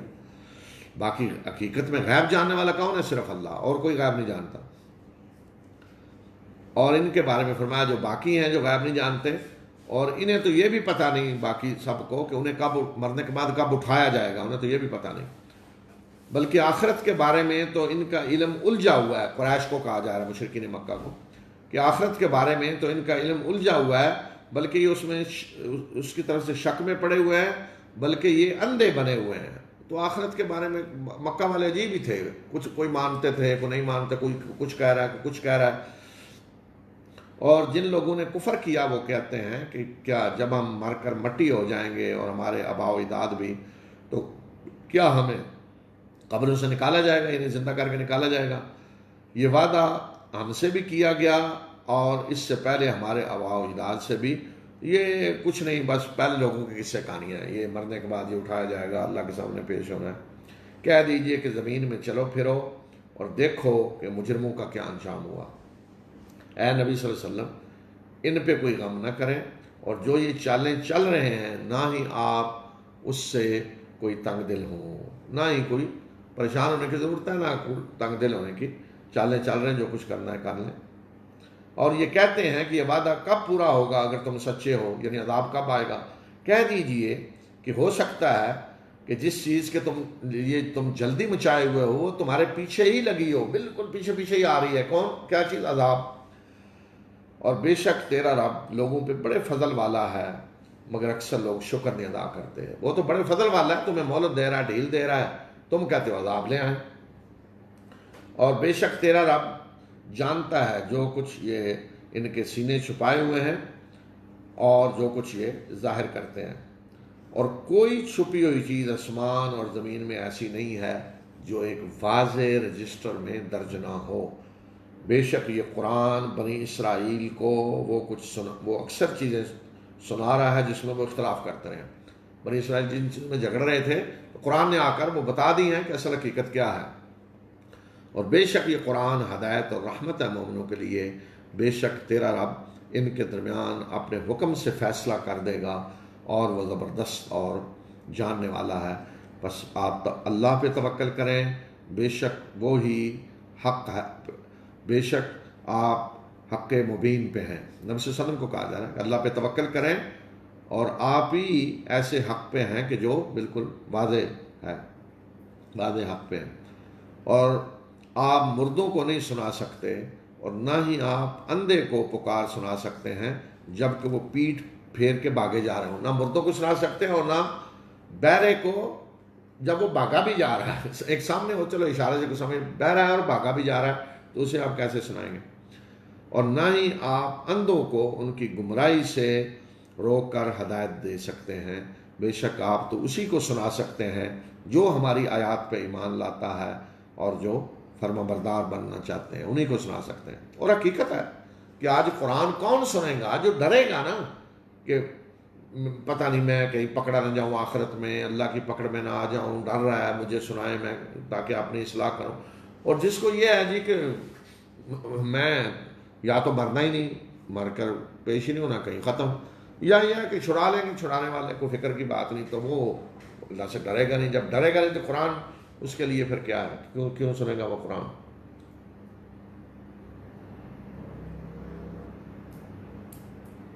دیکھیں، ایک ہے قرآن کو اس نیت سے پڑھنا سننا کہ جی برکت حاصل ہو جائے گی۔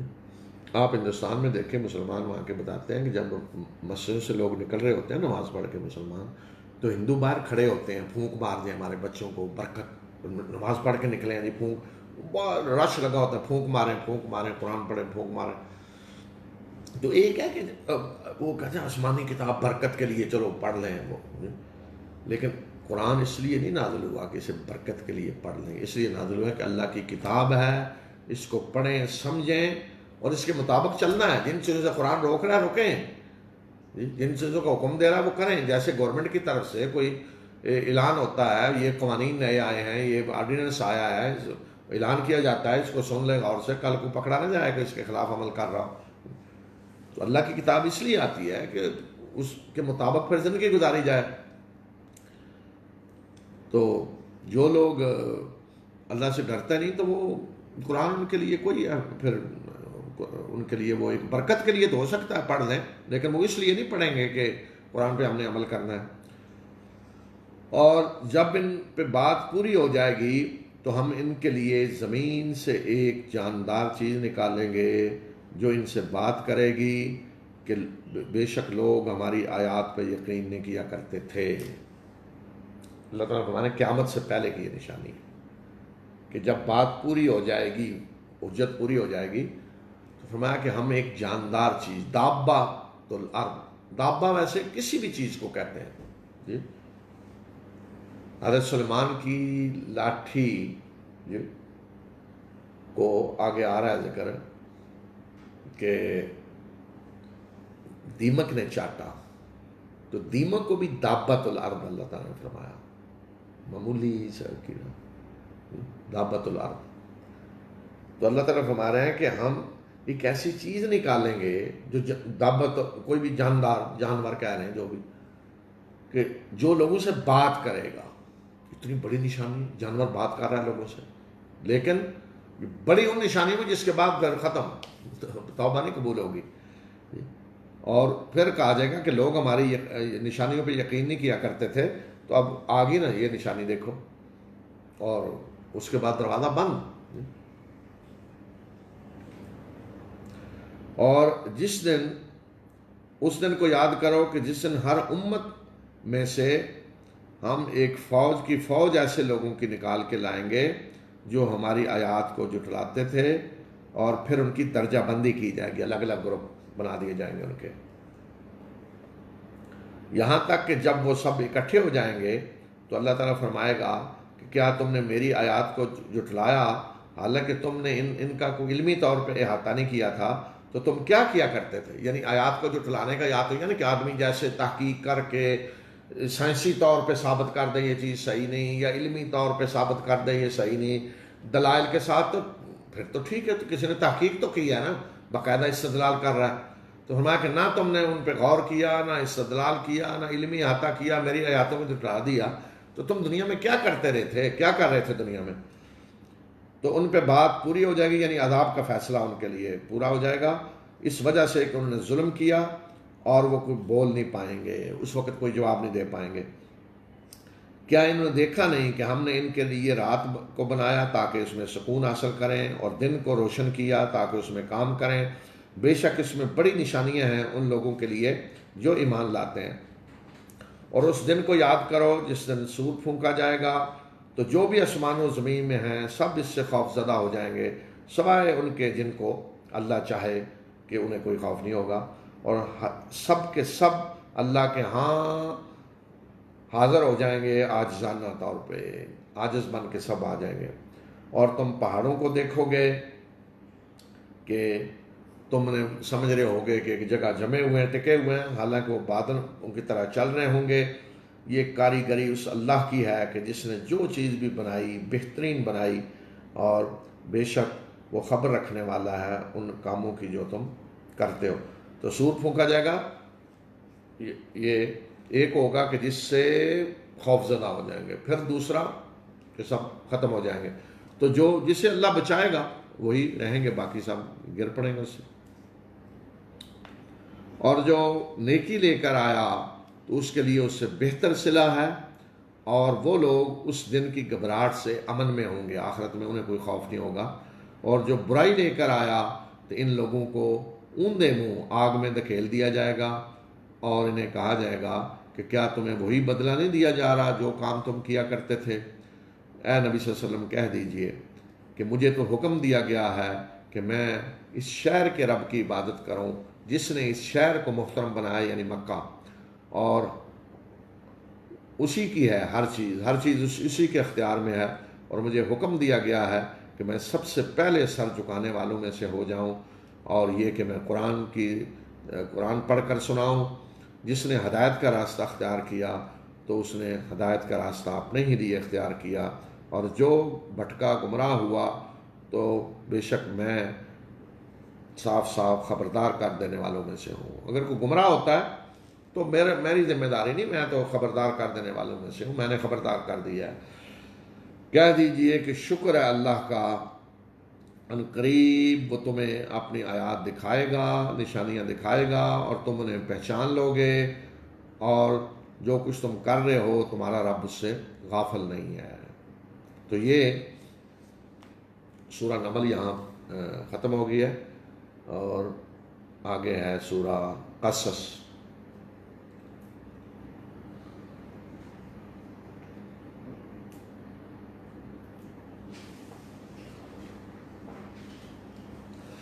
سورہ قصص کا نام اس مناسبت سے رکھا گیا کہ اس میں قصص کا لفظ آیا، وقص علیہ القصص، قصص کہتے ہیں واقعات کو، حضرت موسیٰ کے واقعے میں یار ہے۔ یہ بھی مکی صورت ہے، مرکزی مضمون تو وہی ہے، توحید رسالت آخرت، لیکن یہ صورت بڑی اہم صورت ہے اس لحاظ سے کہ اس میں حضرت موسیٰ کا قصہ پورا ترتیب سے بیان ہوا ہے، پیدائش سے لے کر آگے تک، ورنہ کہیں سے شروع ہو رہا ہے کہ آپ مدین سے آ رہے ہیں، وہاں جیسے سورہ نمل میں شروع ہوا، کہیں ویسے بنی فرعون کے ساتھ واقعات میں سلسلہ شروع ہو جاتا ہے، لیکن یہاں حضرت موسیٰ کی پیدائش، بچپن، کیسے پیدا ہوتے ہی ماں نے صندوق میں ڈال کے دریا میں ڈالا، وہیں سے پورا مصر میں کیسے زندگی گزری، پھر مدین کیوں گئے، پھر مدین جا کے کیا ہوا، پھر مدین سے واپس آ رہا تو نبوت ملی، پھر واپس مصر میں آ کے جو کچھ ہوا پورا واقع موسیٰ کی پوری زندگی. اور اس صورت میں سورہ یوسف کی طرح ایک بہت بڑا پیغام ہے. وہ کیا ہے؟ اللہ جب فیصلہ کر لیتا ہے کسی چیز کا تو دنیا کی کوئی طاقت اسے روک نہیں سکتی. اور جو سمجھتے ہیں کہ وہ اللہ کے فیصلوں کو روک رہے ہیں تو اللہ انہی سے اپنے فیصلے نافذ کرواتا ہے. اب یہاں دیکھیں، فرعون قتل کر رہا تھا بنی اسرائیل کے بچوں کو کہ کہیں میں ہمارے لیے کوئی خطرہ نہ بنے بنی اسرائیل. تو اللہ تعالیٰ نے فیصلہ کیا کہ ایک بچہ پیدا ہوگا جو بنی اسرائیل کو نجات دلائے گا فرعون کے ظلم سے اور فرعون کو للکارے گا. تو اللہ تعالیٰ نے کہا کہ اس بچے کی پیدائش ہم پرورش فرعونی کے ہاتھوں کروائیں گے. لو تم اپنے دشمن کو خود پالو ذرا، جس نے تمہیں غرق کروانا ہے دریا میں اور بیڑا غرق کرنا ہے تمہاری حکومت کا، ہم تمہارے ہی ہاتھوں اس کی پرورش کروائیں گے، کر لو جو کچھ کرنا ہے. یعنی انتظام ہو رہے تھے نا. بنی اسرائیل کے بچے کیوں قتل کیے جا رہے ہیں؟ کہ بنی اسرائیل کی تعداد نہ بڑھے، بچے کے عورتیں نہیں بچے، تعداد نہ بڑھے، ہمارے لیے خطرہ نہ بنے، ہماری حکومت کو کوئی خطرہ نہ ہو. تو اللہ تعالیٰ نے فرمایا کہ جس کے ہاتھوں تمہاری حکومت ختم ہونی ہے، تم نے تباہ ہونا ہے نا، ہم تمہارے ہی ہاتھوں اس کی پرورش کروائیں گے. یہ فیصلہ اللہ کا. اور کس طرح ہو کے رہا دیکھیں، ایسے اللہ کے فیصلے نافذ ہوتے ہیں. تو جو یہ سمجھتے ہیں کہ ہم یہ کر دیں گے، وہ باندھ رہے ہوتے ہیں، ہمیں کوئی ادھر سے خطرہ نہ آئے، ادھر سے نہ آئے. تو جو اللہ نے کرنا ہے نا، کوئی اسے روک نہیں سکتا، وہ ہو کے رہے گا. اور خود انہیں کے ہاتھوں اللہ کروا رہا ہوتا ہے وہ کام جو جن سے خود تباہ ہونا ہوتا ہے انہوں نے، اور انہیں شعور نہیں ہوتا. تو یہ سبق ہے اس واقعے میں. تا سین میم یہ حروف مقطعات ہیں، یہ کتاب مبین کی آیات ہیں. ہم تمہیں موسیٰ اور فرعون کا واقعہ ٹھیک ٹھیک سنائیں گے ان لوگوں کے لیے جو ایمان لانا چاہتے ہیں.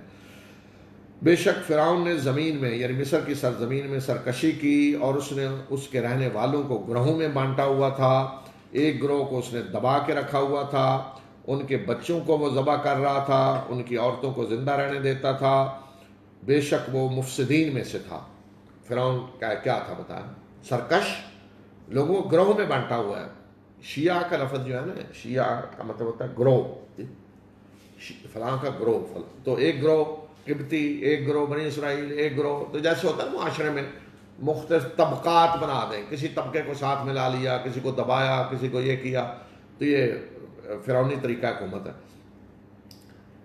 اور ہم نے چاہا، اللہ تعالیٰ فرمانے کا، اور ہم نے چاہا کہ جن لوگوں کو زمین میں دبا کر رکھا گیا ہے، بے بس ہیں، ان پہ ہم احسان کریں اور ان کو ہم لیڈر بنائیں اور ان کو ہم وارث بنائیں. آئمہ، امام کی جمع، امام کہتے ہیں لیڈر کو، حکمران کے لیے خاص طور پہ. یار حدیث میں جہاں بھی ہے نا امام، تمہارے امام ایسے ہوں گے، اس سے مراد امام مسجد نہیں یا کوئی مذہبی نہیں، اس سے مراد تمہارے حکمران ہیں. لیکن تمہیں حکمران بنائیں، حکومت دیں تمہیں. بنی اسرائیل کو گویا کہ اللہ تعالیٰ کہہ رہے ہیں بنی اسرائیل کو ہم حکومت دیں، تمہیں وارث بنائیں زمین کا، اور تمہیں زمین میں ہم اقتدار بخشیں، اور ہم فرعون، حامان اور اس کے لشکروں کو ان کی طرف سے یعنی دبے ہوئے لوگوں کی طرف سے وہ کچھ دکھلائیں جس سے وہ ڈر رہے ہیں. کس چیز سے ڈر رہے تھے؟ کہ بنی اسرائیل خطرہ نہ بن جائیں اور ان کے بچوں کو مارو. تو ان دبے ہوئے لوگوں سے جو ڈر رہے تھے نا ہمارے لیے خطرہ نہ بنے، تو وہی کچھ ہم دکھائیں گے انہیں انہی بے بس لوگوں سے. اور اب آگے سارا اصل قصہ شروع ہو رہا. اور ہم نے موسیٰ کی ماں کو وحی کی کہ اس بچے کو دودھ پلاؤ، اور جب تمہیں اس کے بارے میں اندیشہ ہو، خطرہ ہو کہ قبطی کہیں آ کر پکڑ لیں گے، تو اس کو دریا میں ڈال دو، یعنی ڈبے میں ڈال دو، صندوق میں، دریا میں ڈال دو. اور تم ڈرو نہیں اور غم نہ کرو، بے شک ہم اس بچے کو تمہاری طرف لوٹائیں گے اور ہم اسے رسولوں میں سے بنائیں گے. بچہ لوٹے گا تمہاری طرف اور رسول بھی بنے گا. وحی کی ماں کے دل میں اللہ نے بات ڈال دی. یہ وحی وہ ہے. پس آل فرعون نے اس بچے کو پکڑ لیا تاکہ وہ ان کے لیے دشمن بنے اور ان کے لیے غم کا سبب بنے، مصیبت بنے ان کے لیے، بچہ غم کا سبب بنے. بے شک فرعون اور حامان اور اس کے لشکر غلطی کر رہے تھے. یعنی وہ جو سمجھ رہے تھے نا کہ جو چاہتے ہیں وہ ہو جائے گا، ایسے نہیں، وہ غلطی کر رہے، غلط سمجھ رہے تھے. اللہ کے فیصلوں کو کوئی روک نہیں سکتا. تو حضرت موسیٰ کی ماں کو حکم ہوا کہ ڈال دیں، یعنی صندوق میں، بکسے میں ڈالیں، وہ دریا میں ڈالیں، اور آل فرعون اٹھا لیں گے آگے. فرمایا ہم نے انتظام کر دیا، وہ اٹھا کے لے جائیں گے. اب حضرت موسیٰ کی والدہ نے دریا میں تو ڈال دیا، لیکن اب دل پریشان، بچے کا کیا بنے گا، کدھر ماں ہے نا. تو فوراً حضرت موسیٰ کی بہن کو پھر ہدایت دے رہی. تو یہ بچہ جب پہنچا محل میں تو انہوں نے اٹھا لیا، اٹھا کر سامنے جب لائے ہیں تو وہاں گفتگو کیا اور یہ وہ اللہ تعالیٰ سنا رہے ہیں. اور فرعون کی بیوی نے کہا، یعنی فرعون سے کہا کہ یہ میرے اور تمہارے آنکھوں کی ٹھنڈک ہے، اسے قتل نہ کرو، ہو سکتا ہے کہ یہ ہمیں فائدہ پہنچائے، یا ہم اسے بیٹا بنا لیں. اور انہیں پتہ نہیں تھا کیا کر رہے ہیں، کس کے بارے میں کہہ رہے ہیں بیٹا بنا لیں. وَهُمْ لَا يَشْعُرُونَ، کوئی پتہ نہیں تھا. فرعون کی بیوی وہ تو مومنہ تھی، تو انہوں نے کہا بیٹا، آنکھوں کی ٹھنڈک، بیٹا بنا لیں. اور موسیٰ کی ماں کا دل اڑا جا رہا تھا، قریب تھا کہ وہ اس راز کو ظاہر کر دیتی اگر ہم اس کے دل کو مضبوط نہ کرتے تاکہ وہ مومنوں میں سے رہے. خوف بچے کا، ماں ہے، قریب تھا کہ راز فاش کر دیتی کہ میں نے بچے کو دریا میں ڈالا ہے، پتہ چل جاتا یہ تو قبطی بچہ ہے. اور اس نے موسیٰ کی بہن سے کہا کہ اس کے پیچھے پیچھے جاؤ اور ایک سائیڈ پہ ہو کے دیکھتی رہو اور ان کو پتہ نہ چلے کہ تم دیکھ رہی ہو پیچھے پیچھے. اور ہم نے اس سے پہلے اس بچے پہ یعنی موسیٰ پہ دودھ پلانے والیوں کا دودھ حرام کر دیا. اللہ نے پابندی لگا دی، وہ بچہ کسی کا دودھ نہیں پی رہا. لا رہے ہیں کوئی دودھ پلانے والی، کسی کا دودھ نہیں، دودھ پلانے والی کسی کا دودھ نہیں پی رہا. حیران ہے، کیا کریں، بچے کو کیسے بچائیں. اب اتنے میں حضرت موسیٰ کی بہن پہنچ گئیں. وہ وہاں پہنچ کے کیا کہتی ہیں، اس نے کہا کہ کیا میں تمہیں ایک ایسے گھر والے بتاؤں جو تمہارے لیے اس بچے کی کفالت کریں گے، پرورش کریں گے، اور وہ اس کے بڑے ہی خیر خواہ ہوں گے، بڑی خیر خواہی سے اس کی پرورش کریں گے. میں ایک گھر والے بتاتی ہوں. تو ان کا لے آئیں، اس ماں کو لائیں ذرا، اس ماں کا دودھ پیتا ہے، اس عورت کا دودھ پیتا ہے. یعنی موسیٰ کی ماں کو لایا گیا، دودھ پی لیا اس نے موسیٰ. تو اللہ تعالیٰ فرما رہا ہے کہ ہم نے اسے اس کی ماں کی طرف لوٹا دیا تاکہ ماں اس کی آنکھیں ٹھنڈی ہوں اور وہ غم نہ کرے اور وہ جان لے کہ اللہ کا وعدہ برحق ہے. مگر اکثر لوگ جانتے نہیں کہ اللہ کا وعدہ پورا ہو کے رہتا ہے، لیکن اکثر لوگ نہیں جانتے تو پریشان ہو جاتے ہیں. اور پھر آگے اب حضرت موسیٰ وہیں پرورش پائی محل میں، فرعون کے شہزادے کی طرح، شاہی خاندان کے فرد کی طرح مصر میں رہ رہے ہیں، پرورش ہو رہی ہے. یہ انتظامات دیکھیں اللہ کی طرف سے کیا ہو رہے ہیں. فرعون کے گھر میں اللہ پال رہے ہیں جس کے ذریعے تباہی ہونی اس کی. پھر آگے دوسرا زندگی کا ایک مرحلہ آتا ہے کہ حضرت موسیٰ کے ہاتھوں قتل ہوتا ہے، پھر مصر سے انہیں نکلنا پڑتا ہے. یہ بالکل حضرت یوسف والے واقعے کی طرح ہی.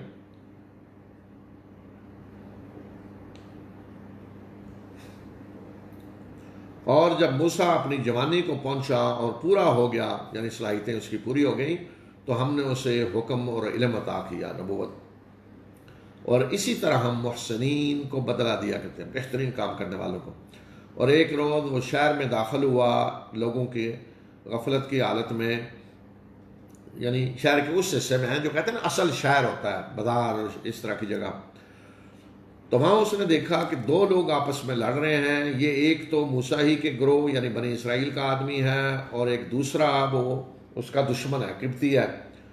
تو جو حضرت موسیٰ کی گروہ بنی اسرائیل کا آدمی تھا، اس نے موسیٰ کو اپنے دشمن کے خلاف مدد کے لیے پکارا، مدد مانگی. تو موسیٰ نے اس دشمن کو ایک گھونسا مارا اور اس کا کام تمام کر دیا. یعنی چھڑانے کے لیے موسیٰ آگے بڑھے، دیکھا وہ قبطی زیادتی کر رہا ہے، نہیں چھوڑ رہا ہے، گھونسا مارا، اس سے وہ مر گیا. موسیٰ پکار اٹھا کہ یہ تو شیطانی عمل ہے، اور شیطان تو ایک گمراہ، واضح گمراہ کرنے والا دشمن ہے. تو موسیٰ نے دعا کی کہ اے میرے رب، میں نے اپنے اوپر ظلم کیا، مجھے بخش دے. تو اللہ نے اسے بخش دیا، اور بے شک اللہ بخشنے والا اور مہربان ہے.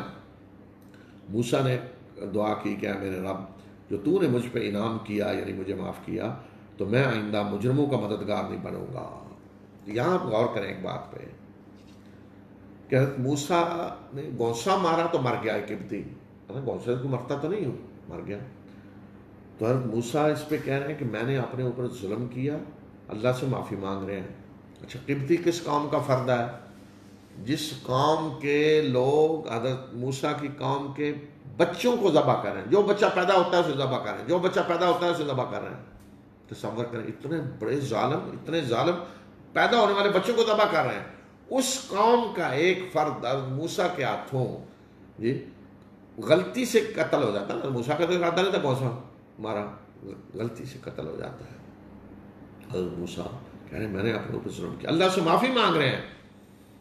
تو جواب میں اللہ تعالیٰ نے یہ تو نہیں کہا کہ موسیٰ فکر کی کون سی بات ہے، ظالم قوم کا ایک آدمی قتل کر دیا ہے تو اس سے بڑا جہاد کیا ہے؟ کافروں کو قتل کیا اور ایک گونسے سے کافر مارا، اور کافر مارا ہے یہ مجرم ہے جو بچوں کو قتل کرتے ہیں، تو ان کا ایک آدمی مار دیا تو تمہیں پریشان ہونے کی کیا ضرورت ہے؟ اللہ تعالیٰ نے یہ کہا نہیں، اللہ نے بھی کہا، اللہ نے بخشا۔ یہ ہے اسلام، یہ ہے دین۔ تو آج بعض لوگ جو دین کے نام پہ، اسلام کے نام پہ جو تماشے کرتے ہیں کہ بے گناہوں کو، سولین بے گناہوں کو جا کے قتل کر رہے ہوتے ہیں بازاروں میں، عورتیں، بچے گاڑیاں چلا رہے ہیں، بم دھماکے کر رہے ہیں کہ یہ جی ظالم ہے۔ جناب ہوں بھی ظالم ہے تو سولین کو آپ کیوں جا کے مار رہے ہیں؟ قوم فرعون سے بڑا ظالم کون تھا جو زندہ بچوں کو ذبح کر رہے تھے؟ وہاں حضرت موسیٰ سے غلطی سے قتل ہو جاتا ہے تو حضرت موسیٰ معافی مانگ رہے ہیں، اللہ سے معافی مانگ رہے ہیں، وہ کہہ رہے ہیں میں نے اپنے اوپر ظلم کیا، اور تم یہ تماشے اسلام کے نام پہ کر رہے ہو۔ ظالم جو ہے نا، تو ظالموں کا مقابلہ اسلام ایسے نہیں کرتا۔ ظالموں کا مقابلہ وہ ہے جو اللہ کے رسول صلی اللہ علیہ وسلم نے بدر کے میدان میں کیا تھا۔ وہ سارے ظالم جو مکہ میں ظلم کر رہے تھے نا، مسلمانوں بے گناہوں کو آ کے انگاروں پہ لٹا رہے تھے اور شہید کر رہے تھے، سمیہ کو اور خباب کے ساتھ جو ہو رہا عمار سب کے ساتھ، تو رسول اللہ صلی اللہ علیہ وسلم نے میدان جنگ میں ان کا مقابلہ کیا۔ میدان جنگ میں مقابلے ہوتے ہیں، ایسے نہیں ہوتا کہ سولین کو جا کے ماریں اور بے گناہوں کو جا کے ماریں اور اسلام کے نام پہ تماشے شروع کر دیں اٹھ کے جو چاہے وہ، اور اس کو اسلام کا نام دیں کہ جی ظالموں کے ساتھ یہ ہو رہا ہے۔ یہ سب سے بڑا فساد ہے، ظلم ہے جو کیا جاتا ہے۔ نہ رسول اللہ صلی اللہ علیہ وسلم نے ایسا کیا، تو موسیٰ کا دیکھ لیں تاریخ۔ تو اب یہ قتل ہو گیا، اب موسیٰ اب وہاں رہ رہے ہیں، دیکھیں نتیجہ کیا نکلتا ہے، پتہ نہیں کیا ہوتا ہے۔ تو موسیٰ شہر میں ڈرا ہوا اور ٹو لیتا ہوا رہنے لگا کہ پتہ نہیں کیا ہوتا ہے۔ تو کیا دیکھتا ہے کہ وہی شخص کہ جس نے کل اس سے مدد مانگی تھی آج پھر مدد مانگ رہا ہے، دوسرے دن موسیٰ نے کہا پھر لڑ رہا ہے کسی اور سے۔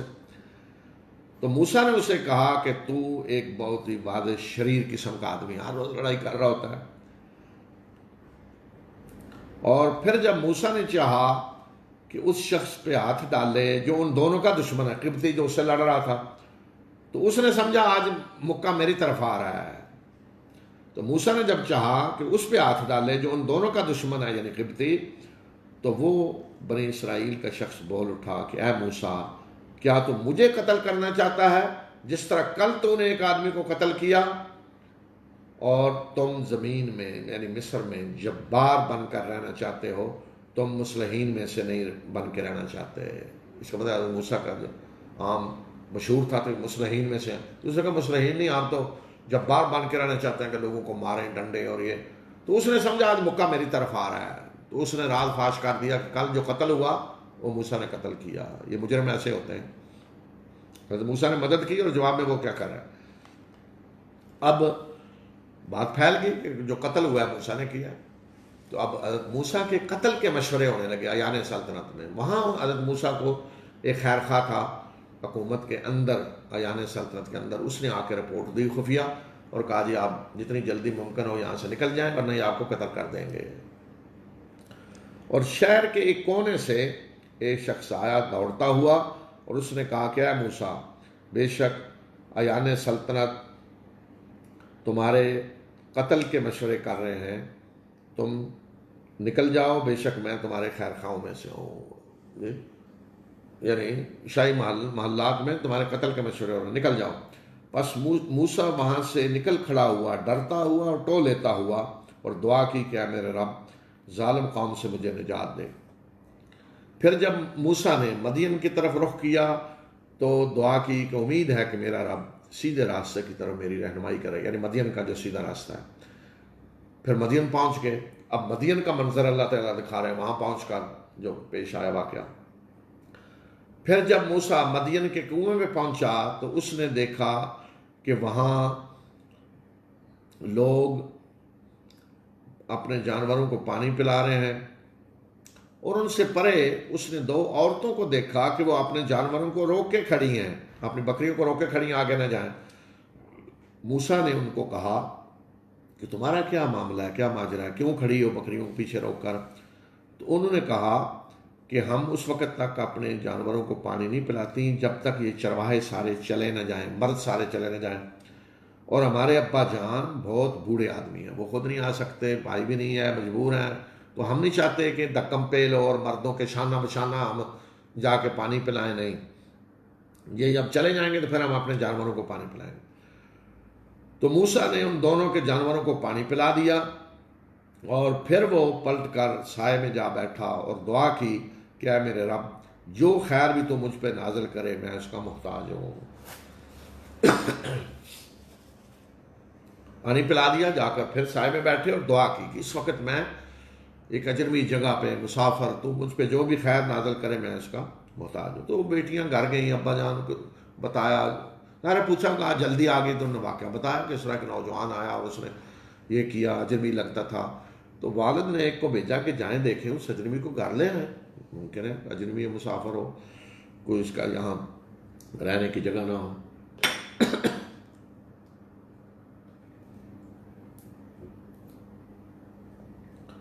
تو ان میں سے ایک چلتی حیا کے ساتھ چلتی ہوئی اس کے پاس آئی اور کہا کہ میرے ابا جان آپ کو بلا رہے ہیں تاکہ آپ نے ہمارے لیے جو بکریوں کو پانی پلایا اس کا بدلہ آپ کو دیں۔ تو حضرت موسیٰ چل پڑے، فوراً دعائی کی تھی، اللہ نے کہا کہ دعا قبول کر لی۔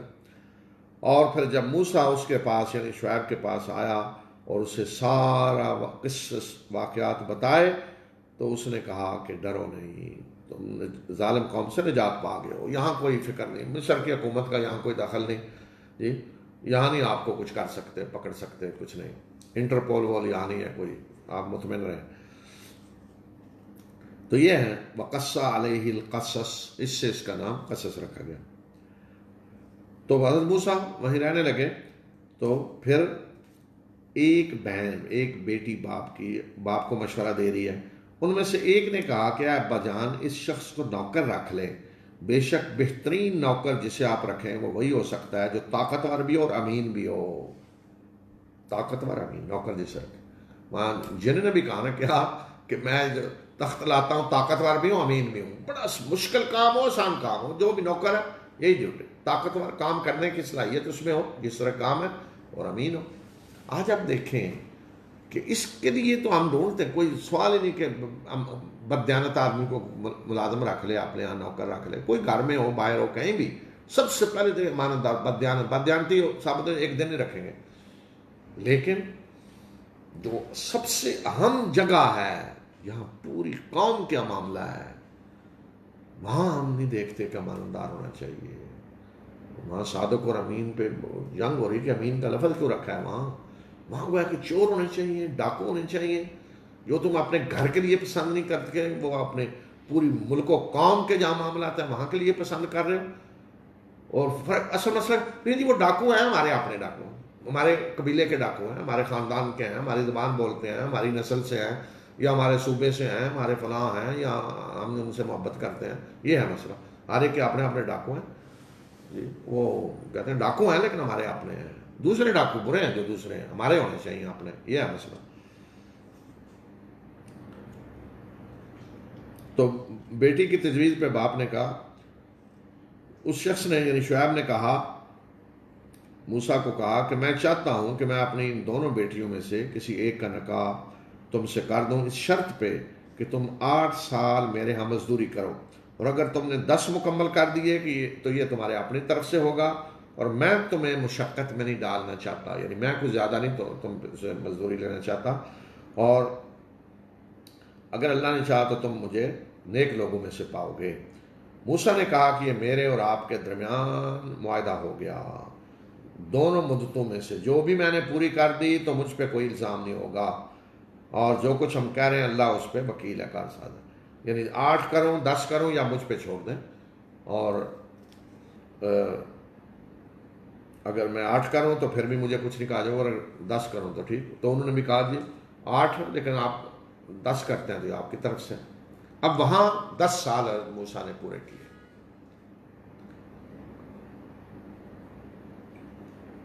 10 سال پورا کرنے کے بعد پھر مصر لوٹ رہے ہیں واپس اپنے بیوی بچوں کو لے کے۔ یہ وہ ہے مصر آتے ہوئے، مدین سے مصر آتے ہوئے جو پیچھے بھی گزرا ہے نا سورہ نمل میں، اور بھی صورتوں میں کہ موسیٰ کو نبوت دی گئی۔ اب یہاں سے دیکھیں واپس مصر آتے ہوئے، پھر جب موسیٰ نے وہ مدت پوری کر لی تو وہ اپنے گھر والوں کو لے کے چلا، یعنی مصر کی طرف۔ تو اس نے طور کی ایک جانب آگ دیکھی، تو گھر والوں سے کہا کہ ٹھہرو، میں نے ایک آگ دیکھی ہے، تو ہو سکتا ہے کہ میں اس آگ کے پاس سے کوئی خبر لاؤں، یعنی راستے کی، یا کوئی آگ کا انگارہ لاؤں تاکہ تم تاپو۔ اس کا مطلب رات کا وقت تھا جو روشنی دور سے نظر آئی۔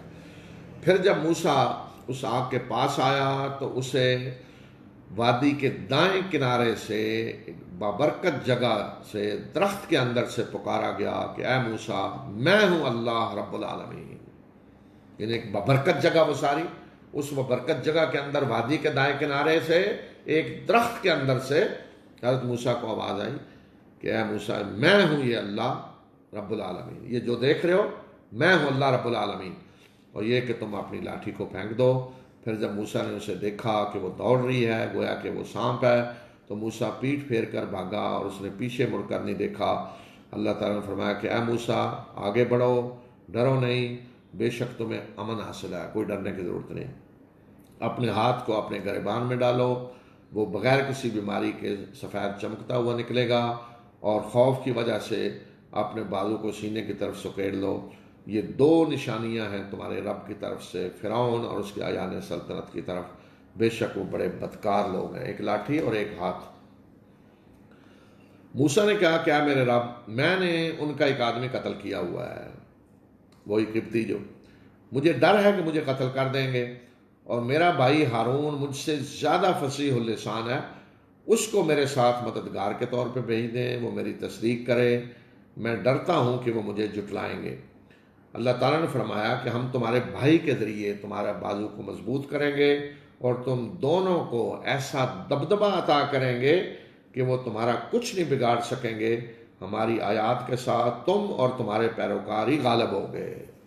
اللہ تعالیٰ نے فرمایا کہ ہم تمہیں دبدبہ عطا کریں گے، ایسا سلطان، یہ اللہ کا ہر رسول کے پاس ہوتا ہے۔ اس لیے آپ یہ ساری کشمکش دیکھیں جو پڑھ رہے ہیں، تو فرعون ایسے لگتا ہے جیسے بڑا جمہوریت پسند حکمران، یہ کر لیں، اچھا دلیل لائیں، ثبوت لائیں، ورنہ فرعون تو بات ہی کرتے تو پکڑ کے اندر ڈالو۔ جو بنی اسرائیل کے زندہ پیدا ہونے والے بچوں کو قتل کر رہا ہے، تو اس کے لیے حضرت موسیٰ اور ایک شخص کو اٹھا کے قتل کرنا کون سی بات ہے؟ تو اب یہاں بڑے جمہوریت پسند، آزادی پسند، وجہ یہ تھی دبدبہ، سلطان جو اللہ کا رسول کے پاس ہوتا ہے۔ تو اللہ تعالیٰ نے فرمایا کہ ہم ایسا دبدبہ عطا کریں گے تمہیں کہ بالکل تمہارا کچھ نہیں بگاڑ سکیں گے وہ۔ پھر جب موسیٰ ان کے پاس ہماری واضح نشانیوں کے ساتھ آیا تو انہوں نے کہا کہ یہ تو ایک گھڑا ہوا جادو ہے، اور ہم نے اپنے پہلے آباء و اجداد میں یہ بات نہیں سنی کہ اللہ نے کسی کو رسول بنا کے بھیجا۔ اور موسیٰ نے کہا کہ میرا رب اچھی طرح جانتا ہے اس کو جو اس کے ہاں سے ہدایت لے کر آیا ہے، اور اس کو بھی کہ آخرت کی کامیابی جس کے لیے ہے، بے شک ظالم فلاح نہیں پائیں گے۔ تو فرعون نے کہا کہ اے میرے درباریوں، میں تو تمہارے لیے اپنے سوا کسی کو کوئی الہ نہیں سمجھتا، تو بس اے حامان میرے لیے کچھ اینٹیں پکا کے ایک محل بنا، اونچی عمارت بنا، تاکہ میں اس پہ چڑھ کر موسیٰ کے خدا کو دیکھ سکوں، میں تو اسے جھوٹا سمجھتا ہوں۔ حامان اس کا کوئی وزیر تھا، وزیر اعظم جیسے، تو اسے کو کوئی عمارت بڑی بنا، میں اس پہ چڑھ کے ذرا دیکھوں موسیٰ کا خدا۔ تو یہ اس نے مذاق کے طور پہ کیا، تکبر کے طور پہ۔ بس اس نے اور اس کے لشکروں نے زمین میں ناحق تکبر کیا، اور انہوں نے یہ سمجھا کہ وہ ہمارے پاس لوٹا کے نہیں لائے جائیں گے، ہمارے پاس نہیں انہیں لایا جائے گا واپس. بس ہم نے اسے اور اس کے لشکروں کو پکڑ لیا اور انہیں سمندر میں پھینک دیا. بس دیکھو ظالموں کا کیسا انجام ہوا. یعنی اللہ تعالیٰ فرما رہا ہے کہ گویا کہ ہم ایسے تھا جیسے کہ معمولی سی چیز کو ایسے پکڑ کے آپ ایسے پھینک دیں. ہم نے پکڑا اور سمندر میں پھینک دیا اسے اور اس کے لشکروں کو. اور ہم نے انہیں پیشوا بنایا جو آگ کی طرف بلاتے ہیں، اور قیامت کے دن ان کی کوئی مدد نہیں کی جائے گی، اور اس دنیا کی زندگی میں بھی ان کے پیچھے لعنت لگا دی گئی، اور قیامت کے دن وہ بڑے خوار لوگوں میں سے ہوں گے، بدحال لوگوں میں سے ہوں گے. اور ہم نے موسیٰ کو کتاب دی اس کے بعد کہ ہم نے پہلی قوموں کو ہلاک کیا، اور یہ کتاب لوگوں کے لیے آنکھیں کھولنے والی تھی جس میں بصیرت کی نشانیاں تھیں، اور ہدایت اور رحمت، تاکہ یہ لوگ سبق حاصل کریں. اب نبی صلی اللہ علیہ وسلم کو بتایا جا رہا ہے کہ یہ ہم آپ کو واقعات بتا رہے ہیں، تو یہ واقعات جو آپ سنا رہے ہیں تو یہ دلیل ہے کہ آپ اللہ کے رسول ہیں، ورنہ آپ تو وہاں نہیں تھے کوئی اس وقت رہ رہے کہ آنکھوں دیکھا حال انہیں سنا رہے ہیں آپ. اور آپ مغربی جانب اس وقت نہیں تھی، طور کی مغربی جانب، آپ اس وقت مغربی جانب نہیں تھے جب ہم نے موسیٰ کے لیے شریعت کا یہ فیصلہ کیا، اور نہ ہی آپ گواہوں میں سے تھے کہ وہاں دیکھ رہے تھے. بلکہ اصل بات یہ ہے کہ بہت ساری قوموں کو ہم نے اٹھایا اور ان پہ لمبا وقت گزر گیا، اور نہ ہی آپ اہل مدین میں ٹھہرے ہوئے تھے کہ انہیں ہماری آیات سنا رہے ہوں، بلکہ ہم رسول بنا کر بھیجنے والے تھے. ہم نے آپ کو رسول بنا کے بھیجا، رہ رہے تھے اور نہ اس وقت دیکھ رہے تھے. بلکہ اس وقت سے لے کر آج تک تو بہت ساری قومیں ہم اٹھا چکے ہیں، اتنا لمبا فاصلہ. تو آپ آج سنا رہے ہیں تو یہ دلیل ہے کس بات کی کہ آپ اللہ کے رسول ہیں. اور نہ ہی آپ طور کی دائیں جانب تھے، اور نہ ہی آپ طور کے پہلو میں تھے جب ہم نے موسیٰ کو پہلی دفعہ پکارا، بلکہ یہ تیرے رب کی رحمت ہے تاکہ آپ اس قوم کو خبردار کریں کہ جن کے پاس آپ سے پہلے کو خبردار کرنے والا نہیں آیا، تاکہ وہ نصیحت حاصل کریں.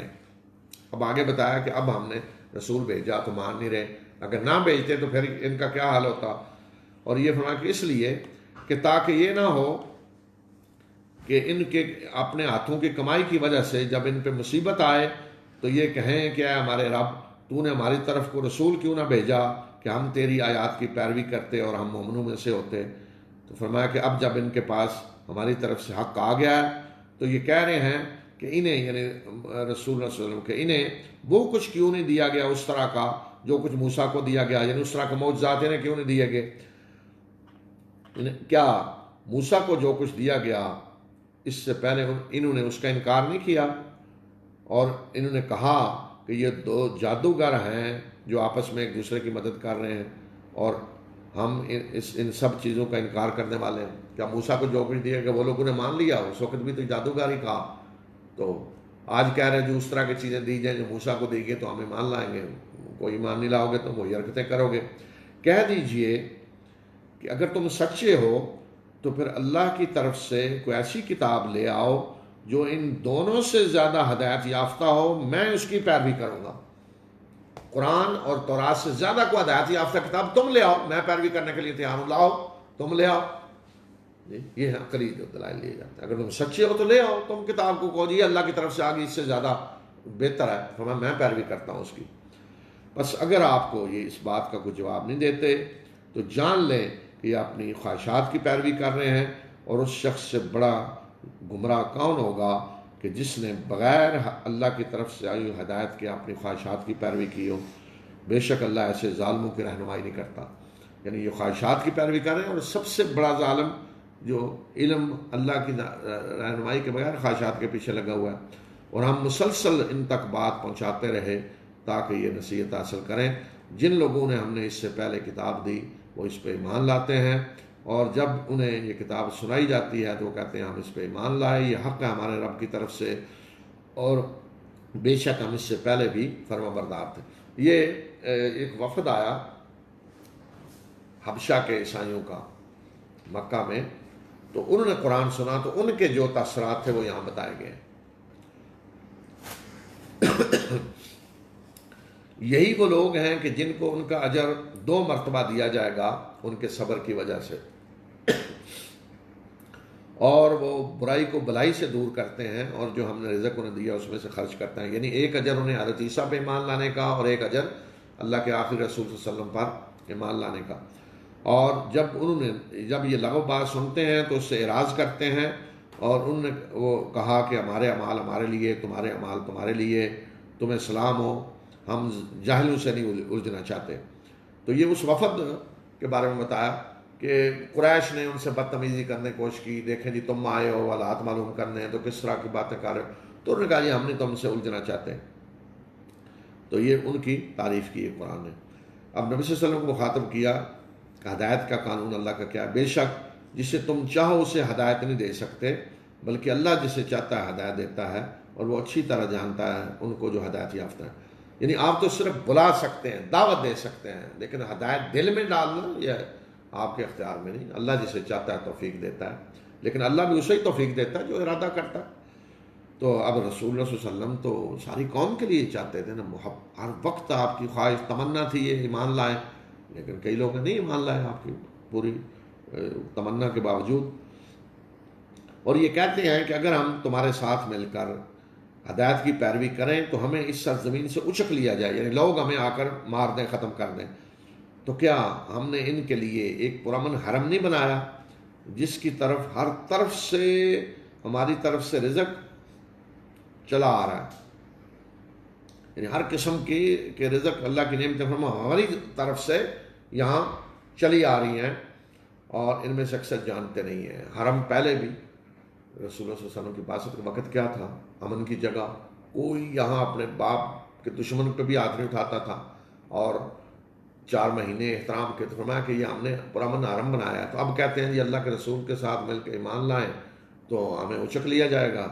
تو یہ اللہ جس نے پہلے پرامن حرم دیا اب وہ امن نہیں دے گا تمہیں. اور ہم نے کتنی ایسی بستیوں کو ہلاک کیا جنہیں اپنی معیشت پہ بڑا ناز تھا، اترا رہی تھی اپنی معیشت پہ. تو یہ ان کے گھر ہیں. ان کے بعد اس میں کوئی نہیں رہا مگر تھوڑا.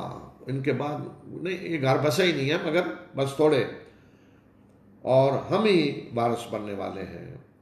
اور تیرا رب بستیوں کو ہلاک کرنے والا نہیں ہے جب تک کہ وہ ان کے مرکز میں رسول نہ بھیجے جو انہیں ہماری آیات سنائے. اور بے شک ہم بستیوں کو ہلاک کرنے والے نہیں ہیں مگر اس حال میں کہ ان کے رہنے والے ظالم ہوں. تو اللہ تعالیٰ اپنے 2 ضابطے بتا رہے ہیں. ایک یہ کہ ہم کسی بستی کو ہلاک نہیں کرتے، علاقے کو، جب تک اس کے مرکز میں رسول نہ بھیجیں جو انہیں ہماری آیات پڑھ کر سنائے. پھر حجت پوری ہوتی ہے، پھر اللہ کا عذاب آتا ہے.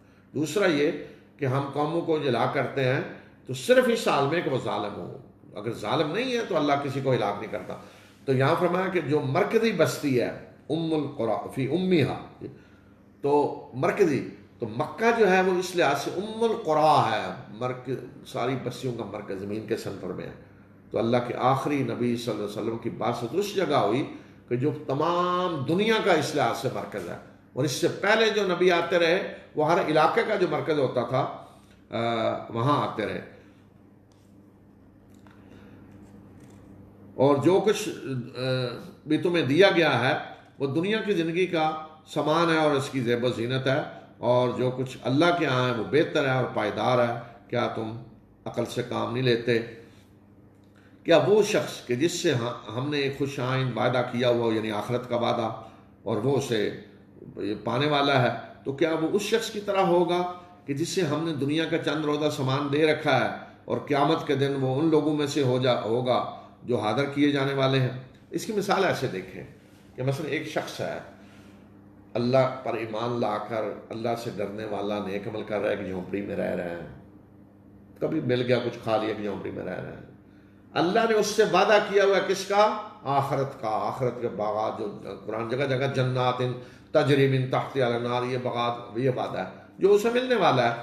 اور دوسری طرف اسی کے سامنے ایسی سوسائٹی ہے جی ایک ایک ایکڑ کے کوٹھیاں شاندار، اس کے آگے جی فلاں ہر قسم کی گاڑیاں، اور اندر کیا کیا فرنیچر ساز و سامان ہے.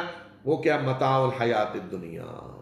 تھوڑی دیر، 7 10 سال 20 سال 30 سال 40 سال 50 سال 100 سال گزار لیں، چند روزہ یہ ہے سامان سارا۔ فرمایا ایک یہ ہے جس سے وہ آخرت کا وعدہ ہے، ایک یہ ہے جس سے دنیا ساری ملی ہوئی ہے لیکن آخرت میں مجرموں کی طرح حاضر کر کے لایا جائے گا، بتاؤ کون بہتر ہے؟ یہ مثال دے کے سمجھا کہ آپ دیکھ لو کہاں کھڑے ہونا ہے، آخرت کے وعدے پہ یا دنیا جو کچھ ملی ہوئی ہے اس کو لے کے آخرت کو بولنا ہے۔ تو اسی پہ میں آج اتفاق کرتا ہوں، انشاءاللہ اگلی آیات انشاءاللہ کل پڑھیں گے۔ وآخر دعوانا الحمدللہ رب العالمین۔